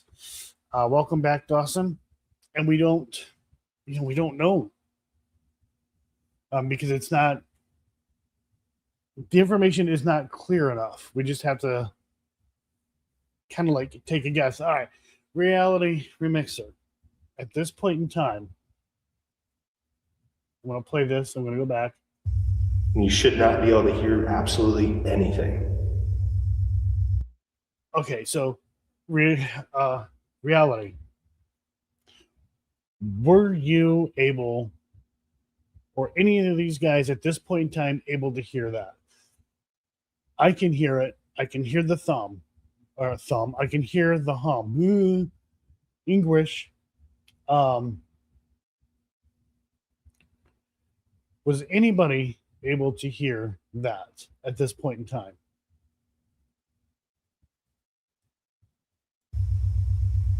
You should not be able to hear absolutely anything. You don't like Stranger Things. oh, So not a critique or anything, but something I found interesting was that if you wear headphones and listen to this video, you actually can hear the frequencies through YouTube. Now, no one participating in the experiment did at the time, but I just thought that was really interesting. And I do not understand how that works.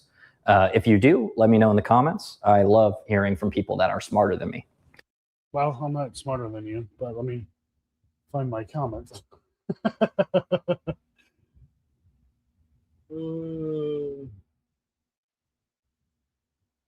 I know I made the comment. Where is it? Where did it go? God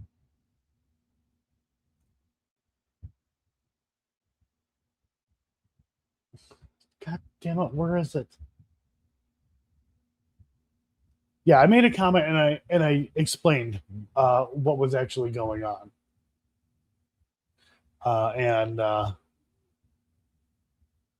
Again, it's just the way the audio is processed through recorders. It could have a lot to do.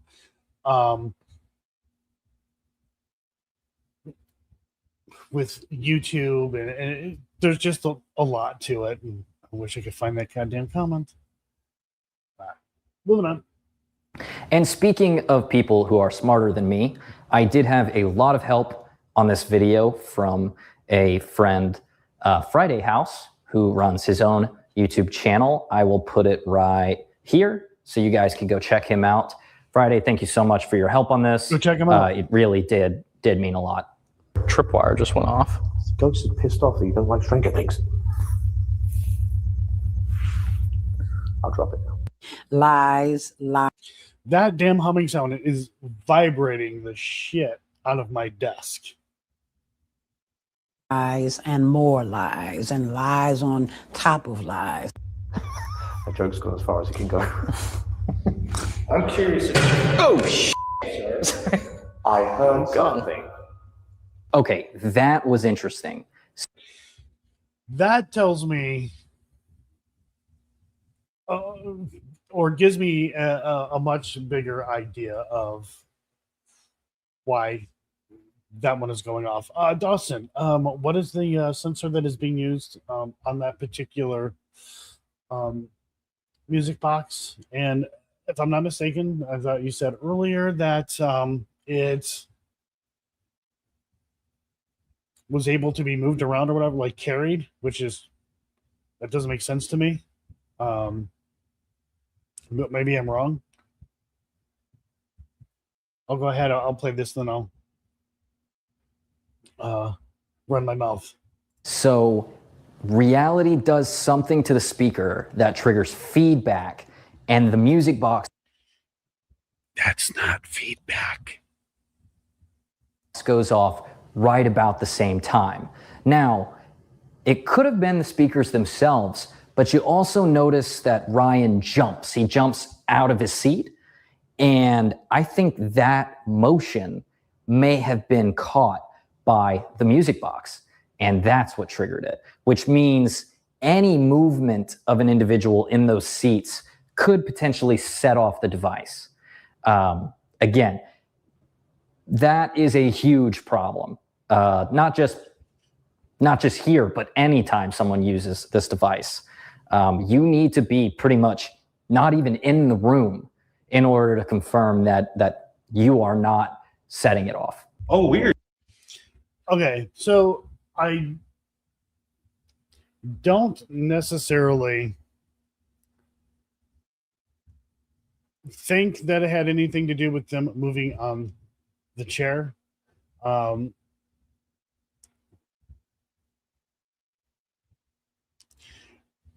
Dawson does bring up another point as well.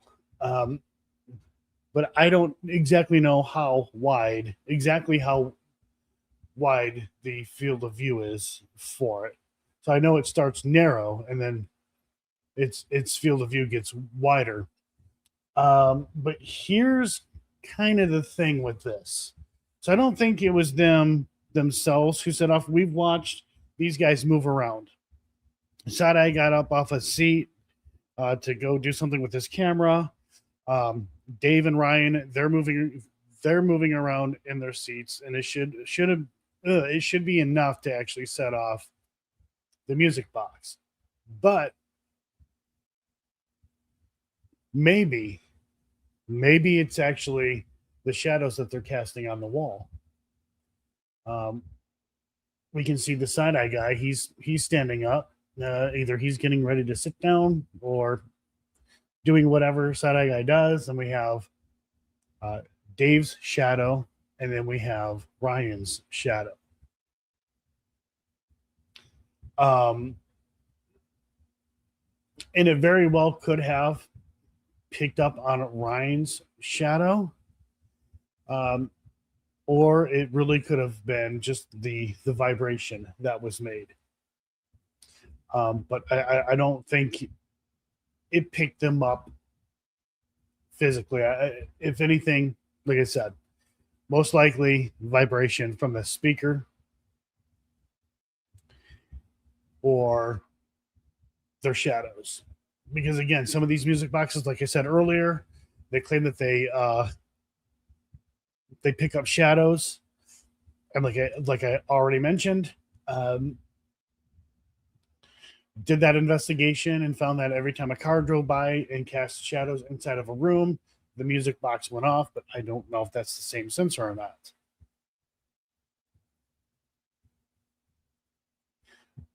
Moving on. That was what? That was feedback. That set off the music box. At least I think it is. If it wasn't the feedback, it was a strange coincidence. Wasn't feedback. That drives me nuts. As a guitar player, this is going to drive me nuts. It's not feedback. Feedback is something different. It was a popping sound. That was the equivalent to having an amp turned on and taking the guitar cable and plugging it into an amp, making that popping sound. It happened. I thought that I pulled out the cord and I went to plug it in, and it was still plugged in. I feel like there was a bit of a gap between that feedback and the music that was going on. Yeah, see, Dawson, that's what we're trying to figure out. What is affecting the music box? It would end up having to be vibration.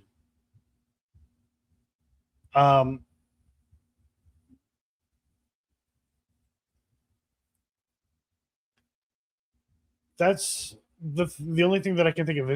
If it doesn't detect shadows or shadow movement, then it's got to be reacting to the vibrations of the sound coming out of the speaker. Wouldn't you say about like half a second? A second? Yeah, maybe a second, but Yeah. I think that's Or it's reacting to a frequency that would set it off, kind of like what Kenny did with the car keys. Let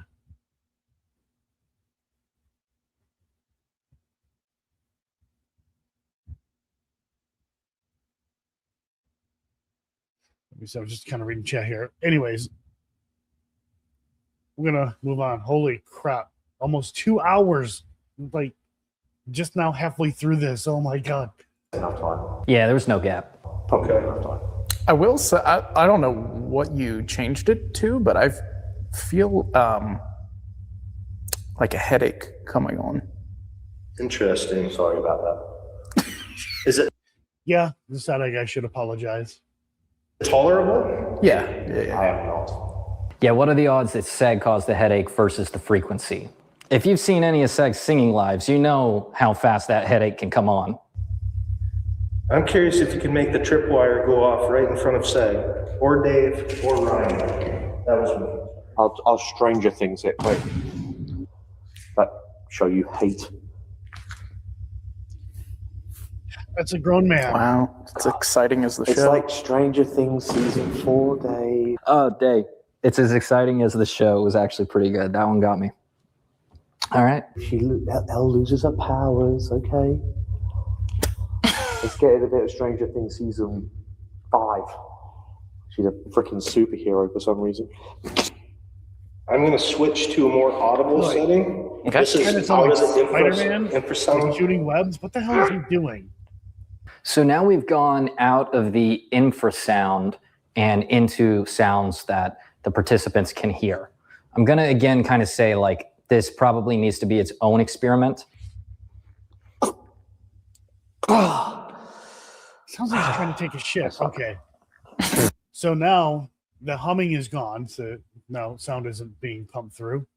That sounded very suggestive. We've determined that Seg does not have superpowers. Oh, I love the chaos. Did you try?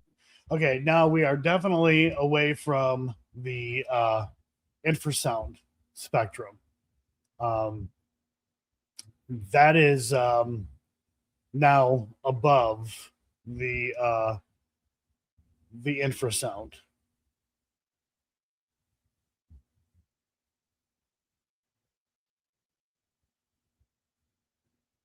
Let me see. Turn the volume down on it?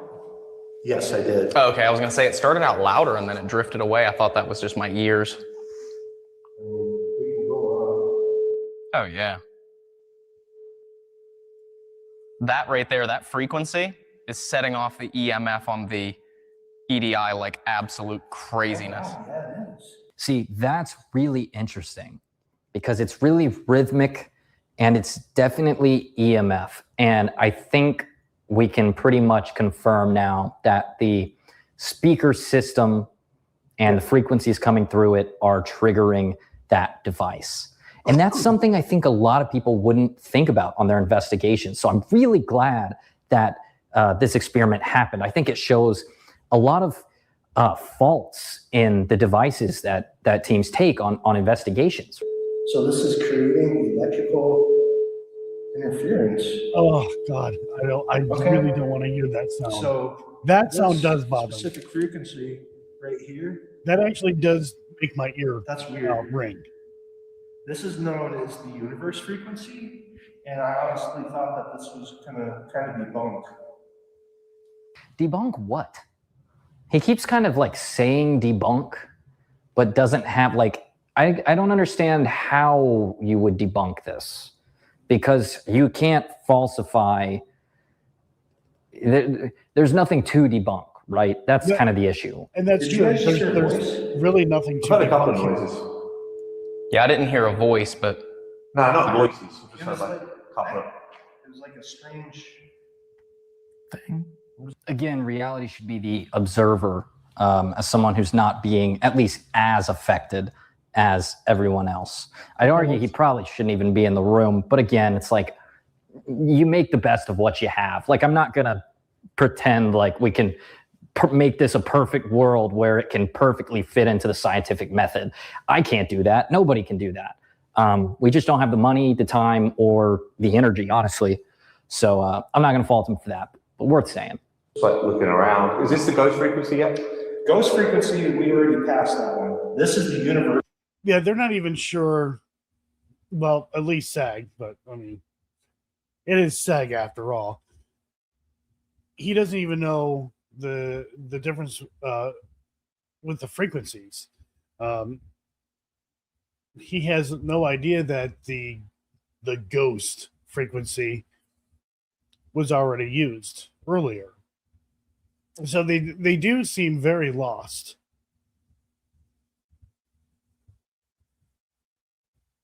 Universal frequency, this is supposedly what every organic and inorganic object vibrates at.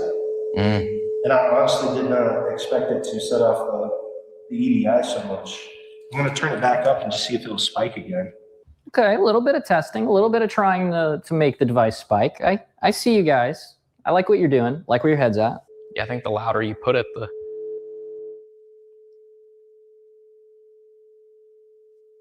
if you're here and you can put your voice on that frequency so we can hear it, scream for us. No,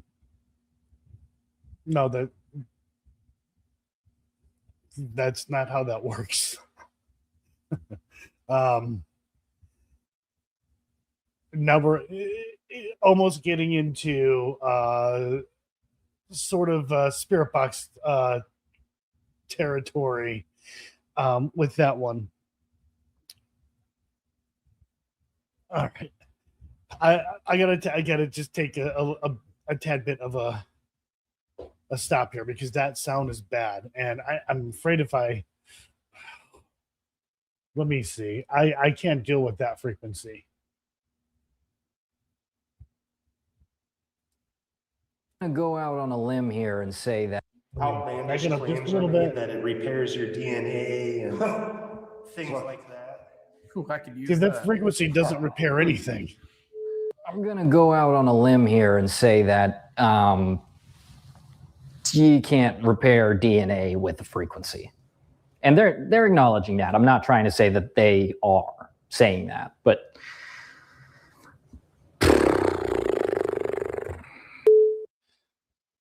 Yeah,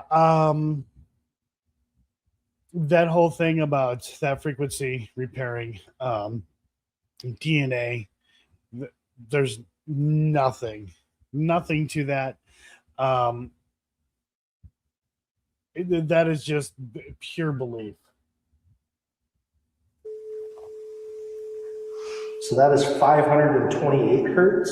Why am I being tortured?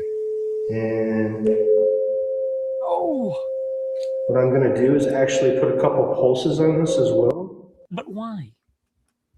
Why would you do that? Why would you do any of that?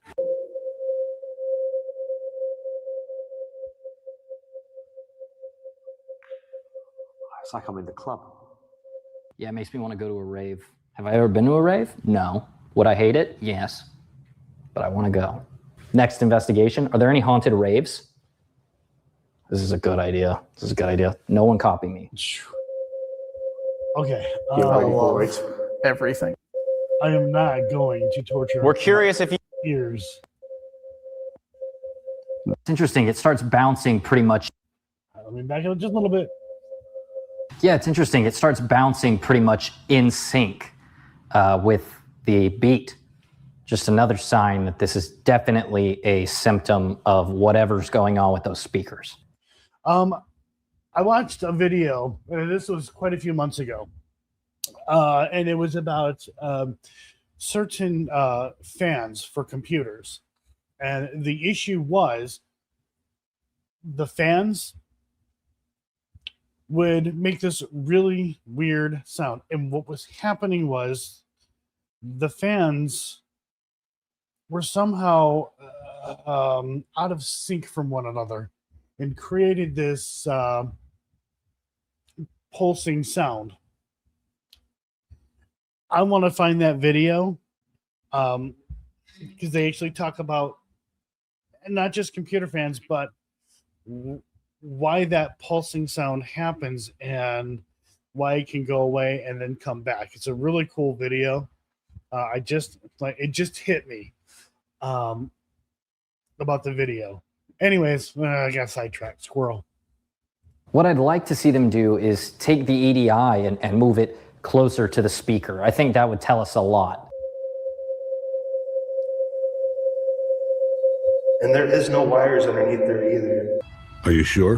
And it would be constant if there was a high voltage wire underneath. Are you sure? Right. Are you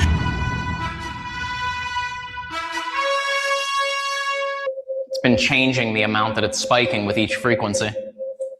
And the phone that I have connected to the equipment right now, that has no sort of connectivity at all. There's no SIM card, there's no called Spirit, so I can put in different frequencies. Interesting. Yeah, that it's gone now. Okay. Okay, so how can you be sure that the app is giving the correct frequency? The app may very well be, but is it actually the speaker itself that is giving the correct frequency? That's kind of the thing here. As somebody, look, I'm a musician, record my own music, blah, blah, blah, blah, whatever. The speakers that I use, if I switch those out and use a different brand of speakers, it's going to sound way different. There may be things that I wasn't able to hear that I'm now able to hear, or things that I was able to hear, but now can't hear them anymore. When I listen to stuff on my headphones versus my speakers, the difference is night and day. Like with my headphones, where did they go? Oh, they're somewhere. Oh, wait, they're here in this box.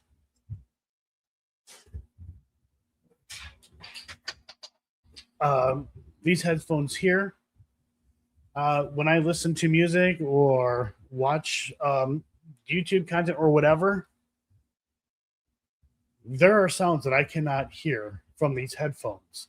But when I listen to them on my speaker, I can hear them, and I can hear them very clearly.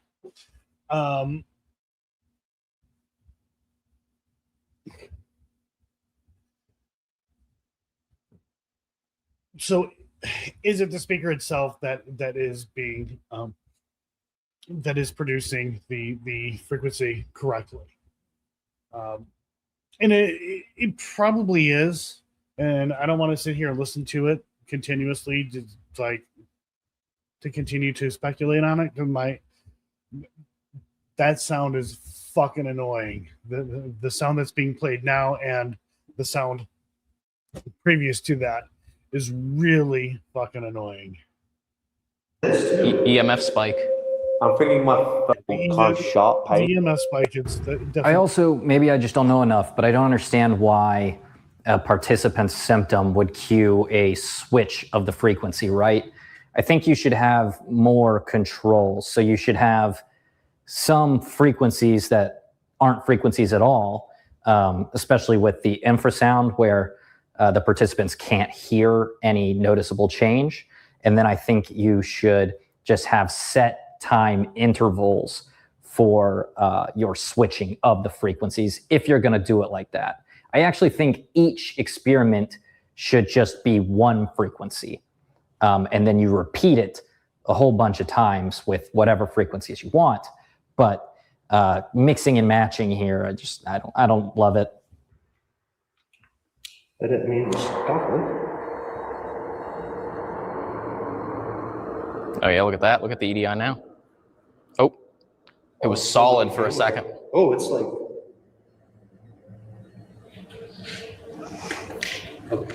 I don't know what is that the EMF too that's doing that now that it's like pulsating in a slower tempo? Yeah. So that right there should answer the question. Basically, we have answered the question. It is the speaker. The speaker is interfering with the EDI plus.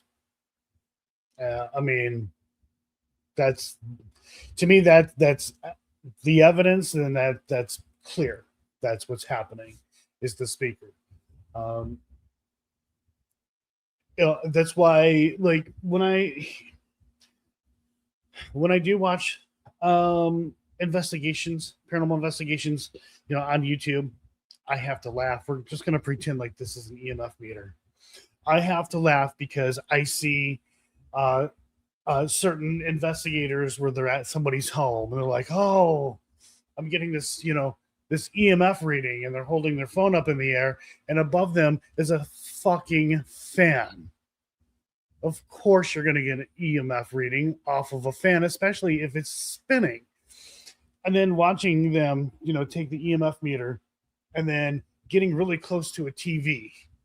Oh, I'm getting this, oh, there's something here. I'm getting a spike here, whatever. The TV's not turned on, but the TV's still emitting EMF. And to me, you would think that somebody's brain or some people's brains would kick in and say, oh, well, it's going off here, but not here, correlation, things like that. Oh, well, TV. That's what it is. That's why we're getting a high reading. No, instead, that's a fucking demon. Dumbasses.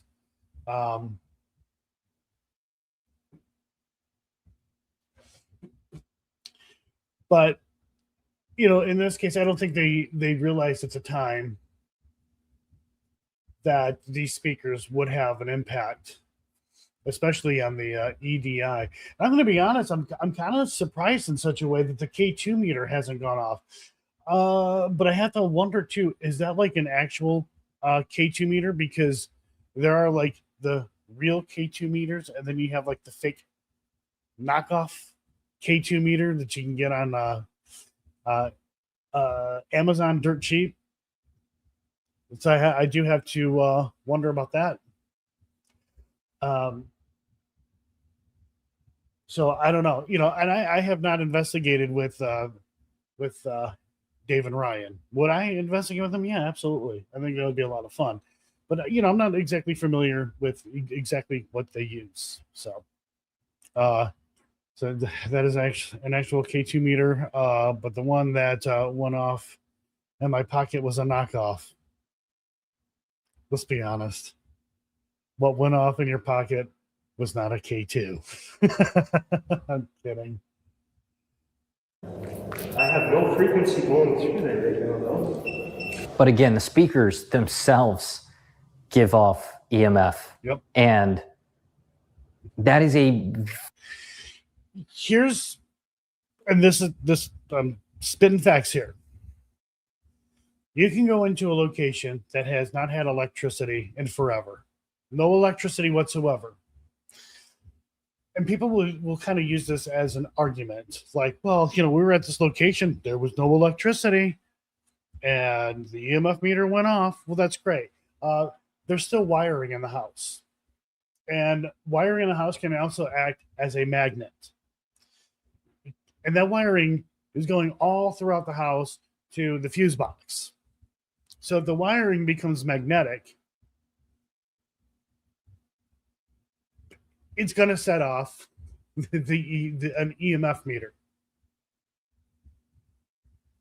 it doesn't matter if a place has power or not.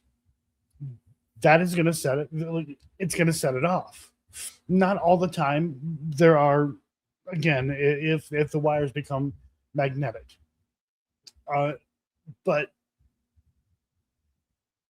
I just like totally lost my train of thought.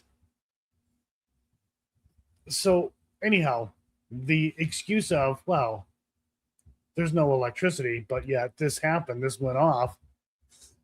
I want to be blunt. That doesn't mean shit to me. And at any rate, it didn't all it did was detect a change. It was it. It's not giving me any other information other than it went blinky blinky. That's it. And there could be a number of other factors as to why devices like that go off. And the only time that I use an EMF meter is either for an experimental, if it's a claim, or just to see what somebody is being exposed to as far as magnetic field. Also, with that, it takes quite a bit of EMF to really, in long exposure as well, to really take an effect on somebody. Now, I'm sensitive to EMF. And there are people who are very sensitive to EMF. I know Matt's another one, which I didn't know that until we went to the Warren's house. So, it can definitely have more an effect on people who are far more sensitive to it. But EMF is, we're bombarded by it.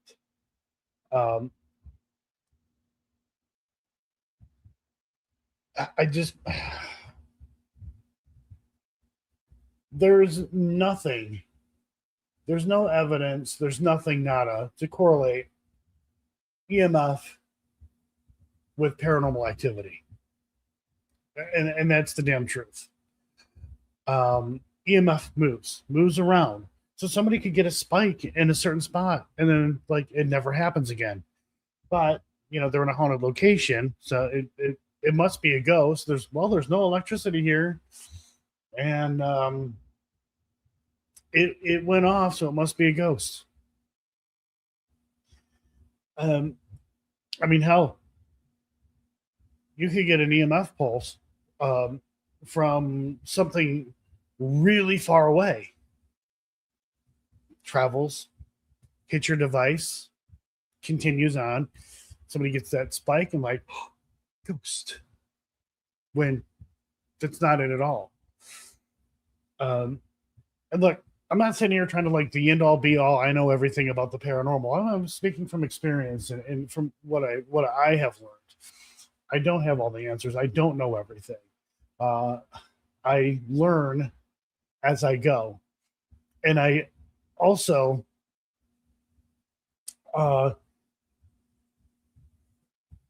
try to learn as much as I can.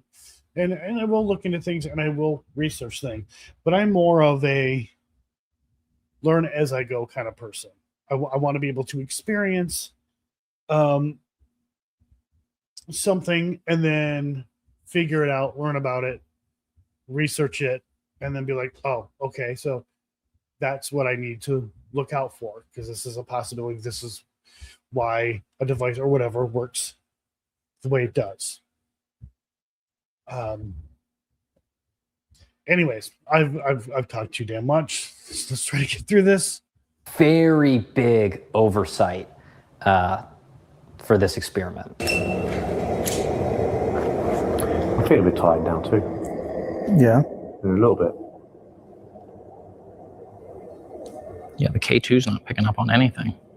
Yeah, the K2 is not nearly as sensitive. That's the difference here. At least from what I read. Just minuscule spikes. I guess they have different, would you say, wavelengths that they operate on. So the EDI is probably more precise than the K2, but with that spiking, you would think that it's. I'm gonna try one more frequency. Okay. You're getting your heart monitored. I don't know if it's actually working. It says he's up to 99 right now. Hmm. When it was down to 82. Weird. I mean, it very well could be elevated. Well, it could be elevated for any number of reasons. I mean, you're in a spooky location performing a spooky experiment. Y'all are having, weird results from the tests. It could be anything. We can't isolate the frequency itself causing the elevated heart rate. You can always check that with your. Somebody's heart rate is about to get elevated here real soon. Do you have a fitness watch or anything? No. Fair enough. Final frequency that I'm trying here tonight, that is at 963 hertz. And this is supposed to interact with the pineal gland. I guess you would call the third eye or chakras.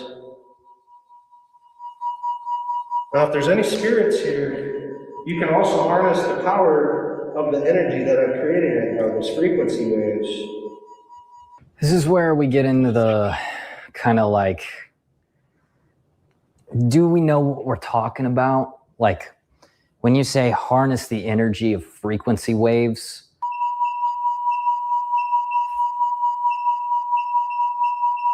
What's beeping? What? Somehow I turned on the K2 in my pocket.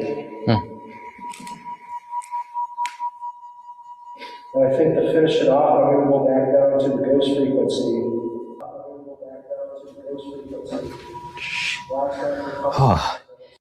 All right. So Mason's heart rate just went up and confirmed. Mason is afraid of sheets. dude, that scared me. Oh my God, that scared me. It's too late. It's too late to be recording. Wow. See? Even the debunkers get scared. All right, I got to fix that real fast. And then we'll be back. Okay. Stay. I was like, why does he have his fridge cover? Now I understand.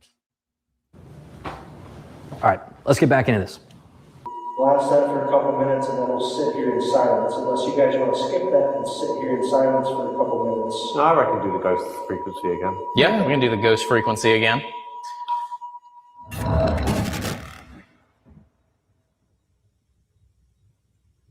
If you can pull that for energy.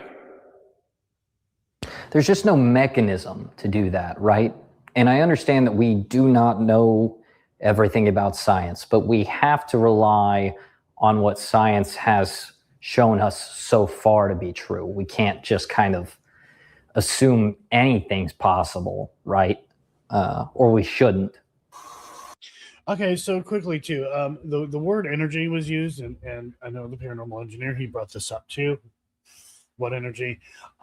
So energy is more of a fancier word, I've noticed, for vibe, right?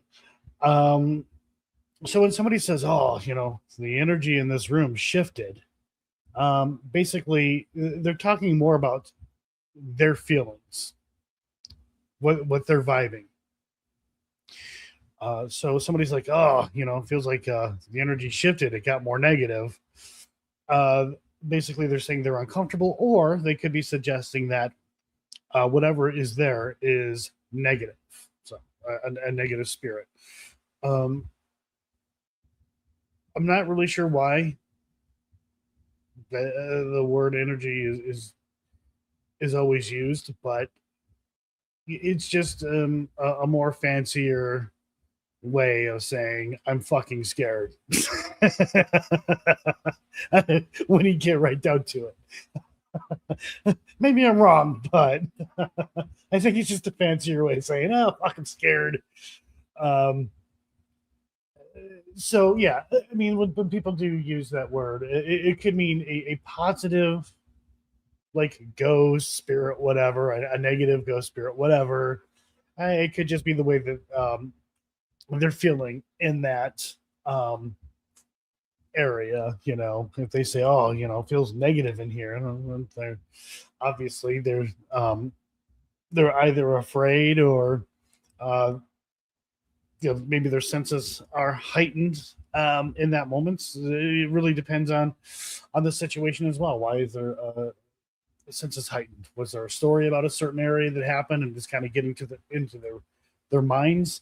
Was something asked? Was something like done that then all of a sudden made them believe that they feel like the energy in the room's changed? And that's something that I do say too, but mine's like, oh man, it feels like the room got heavier, or something seems off.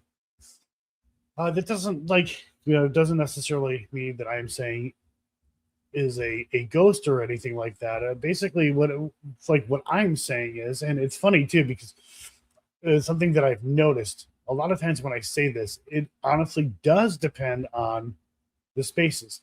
I don't like long hallways with doors on both sides, especially walking down them. For some reason, I don't know why, I don't fucking like it. It puts me at a disadvantage.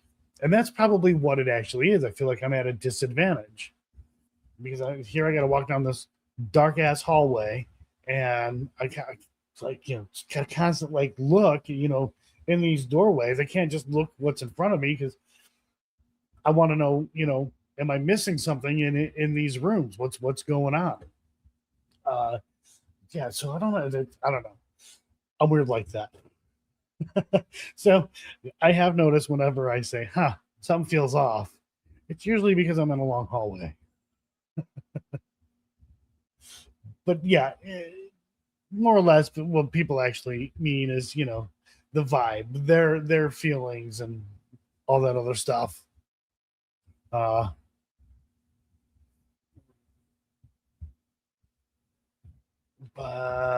Let me go ahead. Try to get through this. I don't want to bore you guys to death. I heard movement to my left. Slight movement over here. I don't feel those.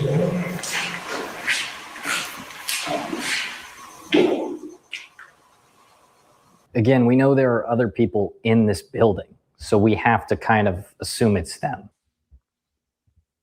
For anyone that's here, we're going to be here tonight at the school. We'd love it if you'd come out and talk to us and show us you're here. Specifically for this guy in the mask, he doesn't believe that you exist, and we'd love to have an experience that he can take home with him that might make him think twice about his views on the paranormal. Do it for Sam and Colby, ghosts. God knows they need a win. Do it for Sam and Colby. Good one, Seg. Oh yeah, I have made that look as well. The look that Dave is giving. So debunkers, do us a favor when we're investigating with you. Try not to say stuff like that, because that puts us in a position. So here's the thing. If a debunker makes a video, right, and I'm with the debunker, and this is just this hypothetical anyways, but I'm with that debunker and I'm investigating with them. The video that the debunker does, basically, oh, it's not haunted, whatever, and things like that. Be careful about how you do that, because I may want to go back to that location, or anybody that you're with may want to go back to that location, and we may not be able to go back to the location because of something that was said or something that was done. It is very easy to get blacklisted. Very easy to get blacklisted. Also, I have to understand too that when making debunk videos, some of us are friends with location owners and things like that. So when a location owner sees a debunker, debunking their place or whatever, and then see, somebody else investigate it with a debunker, whether they agree or not, well, guess what? That puts us in a bad position. So just like do your thing, for the love of God, be fucking careful. All of these location owners, they all talk to one another. I do know, I was told by a location owner that yes, a lot of these location owners, they all are in a, not all of them, but a lot of them are in a group chat all together. They all talk about different investigators, debunkers, all that stuff. So be careful. If a debunker wants to go to a location, tries to book it, and then that location's like, no, fuck you. Well, what are you going to say? Oh, they won't let me go because they know it's fake or believe it's fake or whatever. No. Yeah. Just, we got to be careful. We don't want to cause an issue to where people start getting banned because a debunker said something, and then another investigator or investigators, like such as myself, is friends with that debunker. But yeah. Does that mean he may not share my personal info? I'm not going to touch that one. All right. Anyways, I'm moving on. I am absolutely trying to do my best to get through this as quick as possible. This is exactly why I did not do a normal video and upload it, because it would have been way too long. There was way more information. And I'm like, oh, hell, this is going to take forever. Jokes aside, yeah, I would really like some kind of spirit or... Could you do it again? Okay. Make it play that. I do some kind of wish... spirit or... Okay. Could you do it again? Make it play that music one more time. Can you do it right now? At this point, is there anything running? Again, we like the music box. I don't have an explanation as to why the music box went off at this point. Like for this part, anyways, I have no idea. I have no idea. I don't know if something is being played. Is something? Yeah, it looks like it Now? Yeah, it looks like something is being played. Okay. Yeah, not to suggest that you're like a performing monkey or anything here, but if you could make the music box go off again, or better yet, if you could make one of my cameras fall over, push a chair, make all of these lights, these, there's a circle here, everything lights up, something like that, just to really, really confirm that we're not just talking to the walls. I like Seg's idea much more of making everything go off all at once. I think that would be a lot more compelling. Now, still potential natural causes, but a lot more compelling. Something we'd have to really dig into to figure out. Okay, so I disagree with that. If all of those devices went off all at once, doesn't tell us anything. I mean, obviously, we see the setup here. We have speakers, we have all kinds of things going on. That would only make this whole thing even more complicated. Now we're adding kind of more to this. And this is something that I've heard other investigators tell me. Well, when we were investigating, we had 13,000 pieces of fucking equipment sitting on the floor and they all went off. So what set it off? Well, not a fucking ghost. they're all measuring the same thing, EMF. And it could be like, let's say if all of this went off all at the same time, likely it was just a much stronger EMF field. So I don't like it when every single piece of equipment goes off, because it all basically does the same shit.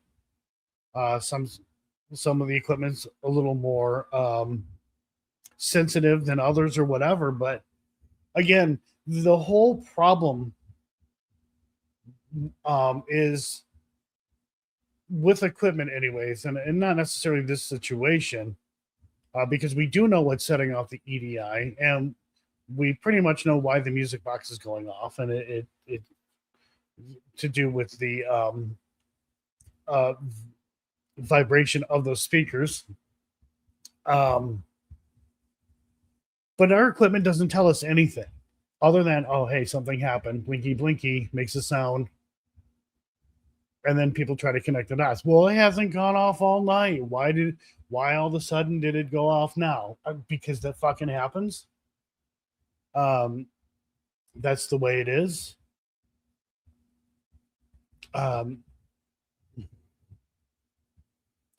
Elaine, did I mention I hate gadgets? I'm not big on gadgets either. Sometimes there is a necessary reason to use them. They don't tell us anything. Let's see. I think we'd all really appreciate that. You could also, if you want to, roll that basketball right into the middle of all of this here. Yeah, that'd be awesome. It would have been great if that basketball would have blasted Seg in the head. I love Seg. I'm only fucking around. Can you push that basketball over here?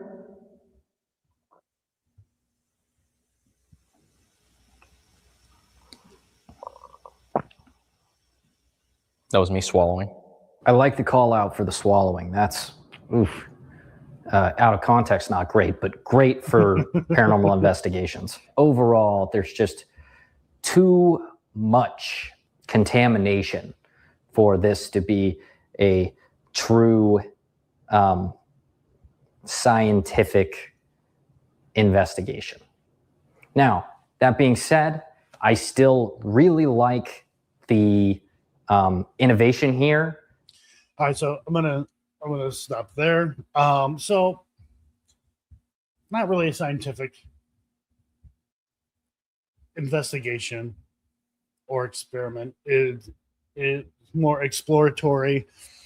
I don't think any of the contamination really messed with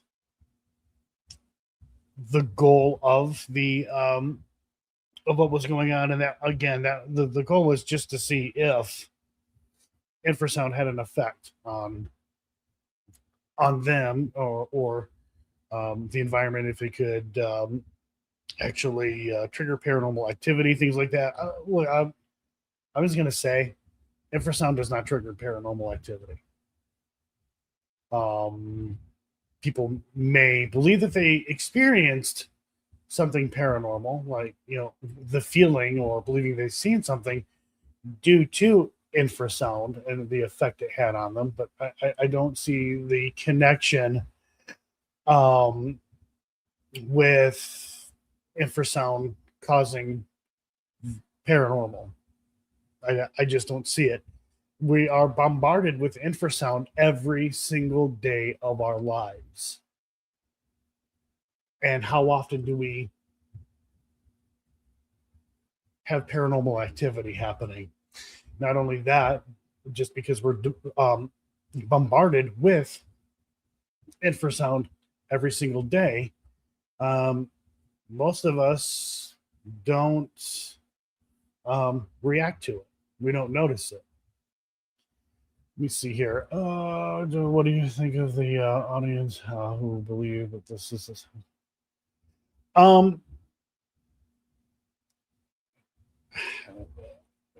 So I get what you're saying. Let me go ahead and put this up. So I get what you're saying with that. I knew immediately that it wasn't like a scientific experiment, and it wasn't even mentioned as it being a scientific experiment. But yes, I can see how people would say, oh, they're doing a scientific experiment, because that distinction is not made clear at all. So yeah, that could definitely, be an issue where people believe that it's going to be a scientific experiment. And there's going to be a ton of people who are going to believe that, but you have to look at how big their channel is. It's a big ass channel. They got a lot of people who follow them and things like that, which is awesome. So yeah, that I do see the problem with that. So when anybody does that, you gotta make it clear. Hey, look, this is exploratory. We're just trying to figure things out, not scientific. All that crap. Let me look down.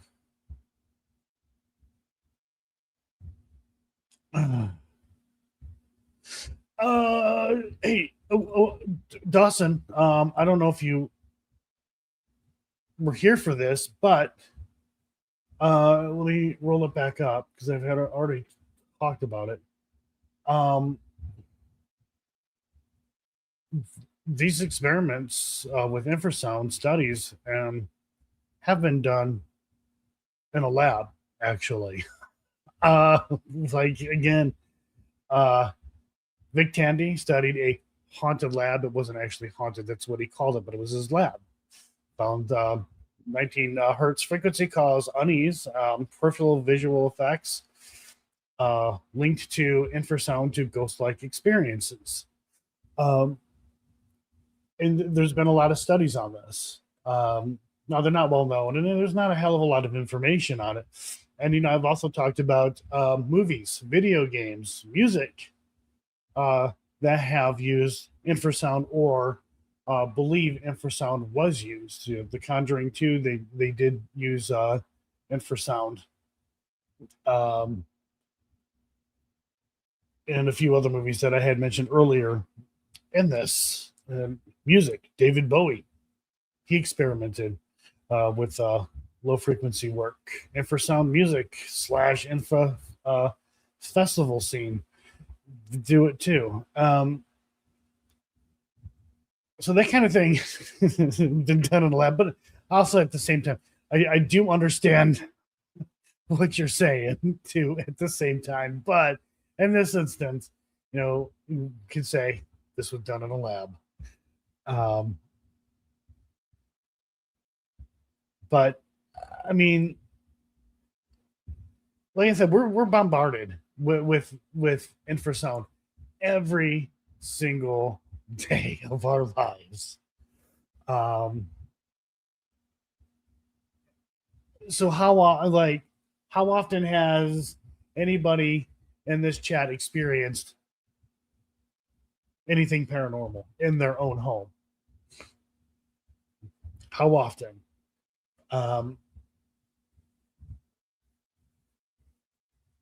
But I mean, overall, I don't want to take anything away from reality. He wanted to give it a try. He wanted to see what happened. There's absolutely nothing wrong with that. Paranormal engineer, he said the same thing. And, I'm going to basically say the same thing the paranormal engineer had said, work on it, tweak it, and see what you come up with.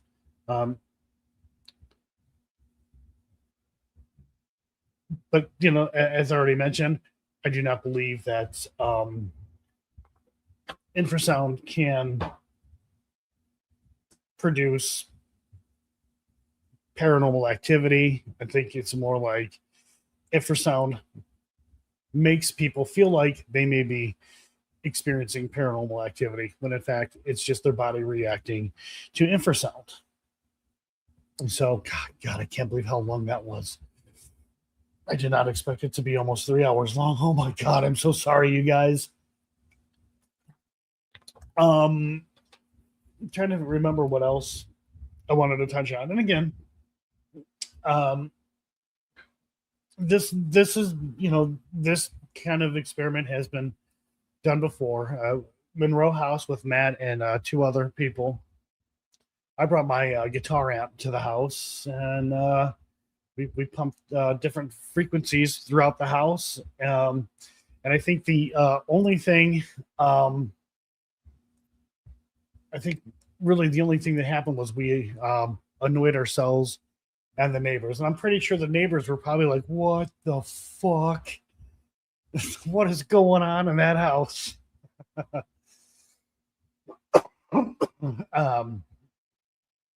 So I think at some point, what I would love to do, actually, we can include quite a few people. We'll have to like figure something out, but timing would be key here. But I would love to have Mason on. I would love to have Reality Remixer on, Friday House on. I'll even pull Dawson in because I seen Dawson was like in chat, like just boxing people. No, I'm kidding. I'll even bring Dawson in, and maybe even see if Kenny Biddle would like to join. But get us together, all together, and kind of talk about this. I think even though a lot of has been said in chat, that's chat. So having everybody together to talk about it, I think that would be pretty cool. But it's gonna be timing. So, let's see. Just kind of going through chat here because I'm gonna get ready to actually end this because I need to eat dinner, and this was way longer than I expected. So let me look here real quick. So quickly, I do see John's member for 24 months. That is awesome. Let's see. 38 months. That's awesome. Sky gifted a membership. I absolutely do appreciate that. And Sky became a member as well. I absolutely do appreciate that. I at least wanted to acknowledge people. I wasn't exactly paying too much attention to chat. So anyhow, guys, I hope you guys enjoyed that. My scattered brain and dealing with a cold coming on, and that sucks. But yeah, guys, if you guys want to do that and interested, let me know. We'll try to get things figured out, so we can get everyone together and talk about it. I don't want this to be a thing where fighting and arguing and all that other bull, because that's clearly what's not happening here. But also get everybody's take, rather than just reading it in chat, because it's far more important to hear it from somebody rather than just seeing it in text. I mean, you never know with text. I could tell somebody to have a good day, and then they could be like, dude, he told me to have a good day. What an asshole. He wants me to have a bad day, shit like that. So Dawson. All right, this is true. It never fails. Every time Kenny and Dawson are on a live stream, they go at it like an old married couple. It is funny. It is funny. So yeah, we'll get that figured out, and we'll have fun with it. And we don't just have to talk about this topic here. We whatever we want on the live stream. So anyhow, guys, yeah, I'm gonna end it because I want to eat. I'm fat. I want food. this was supposed to be a little more detailed than it really was, but this took way too long. So, all right, guys, thanks for watching. I absolutely appreciate it. Love you all. And here comes that, well, it's not awkward anymore. Anyways, later, guys.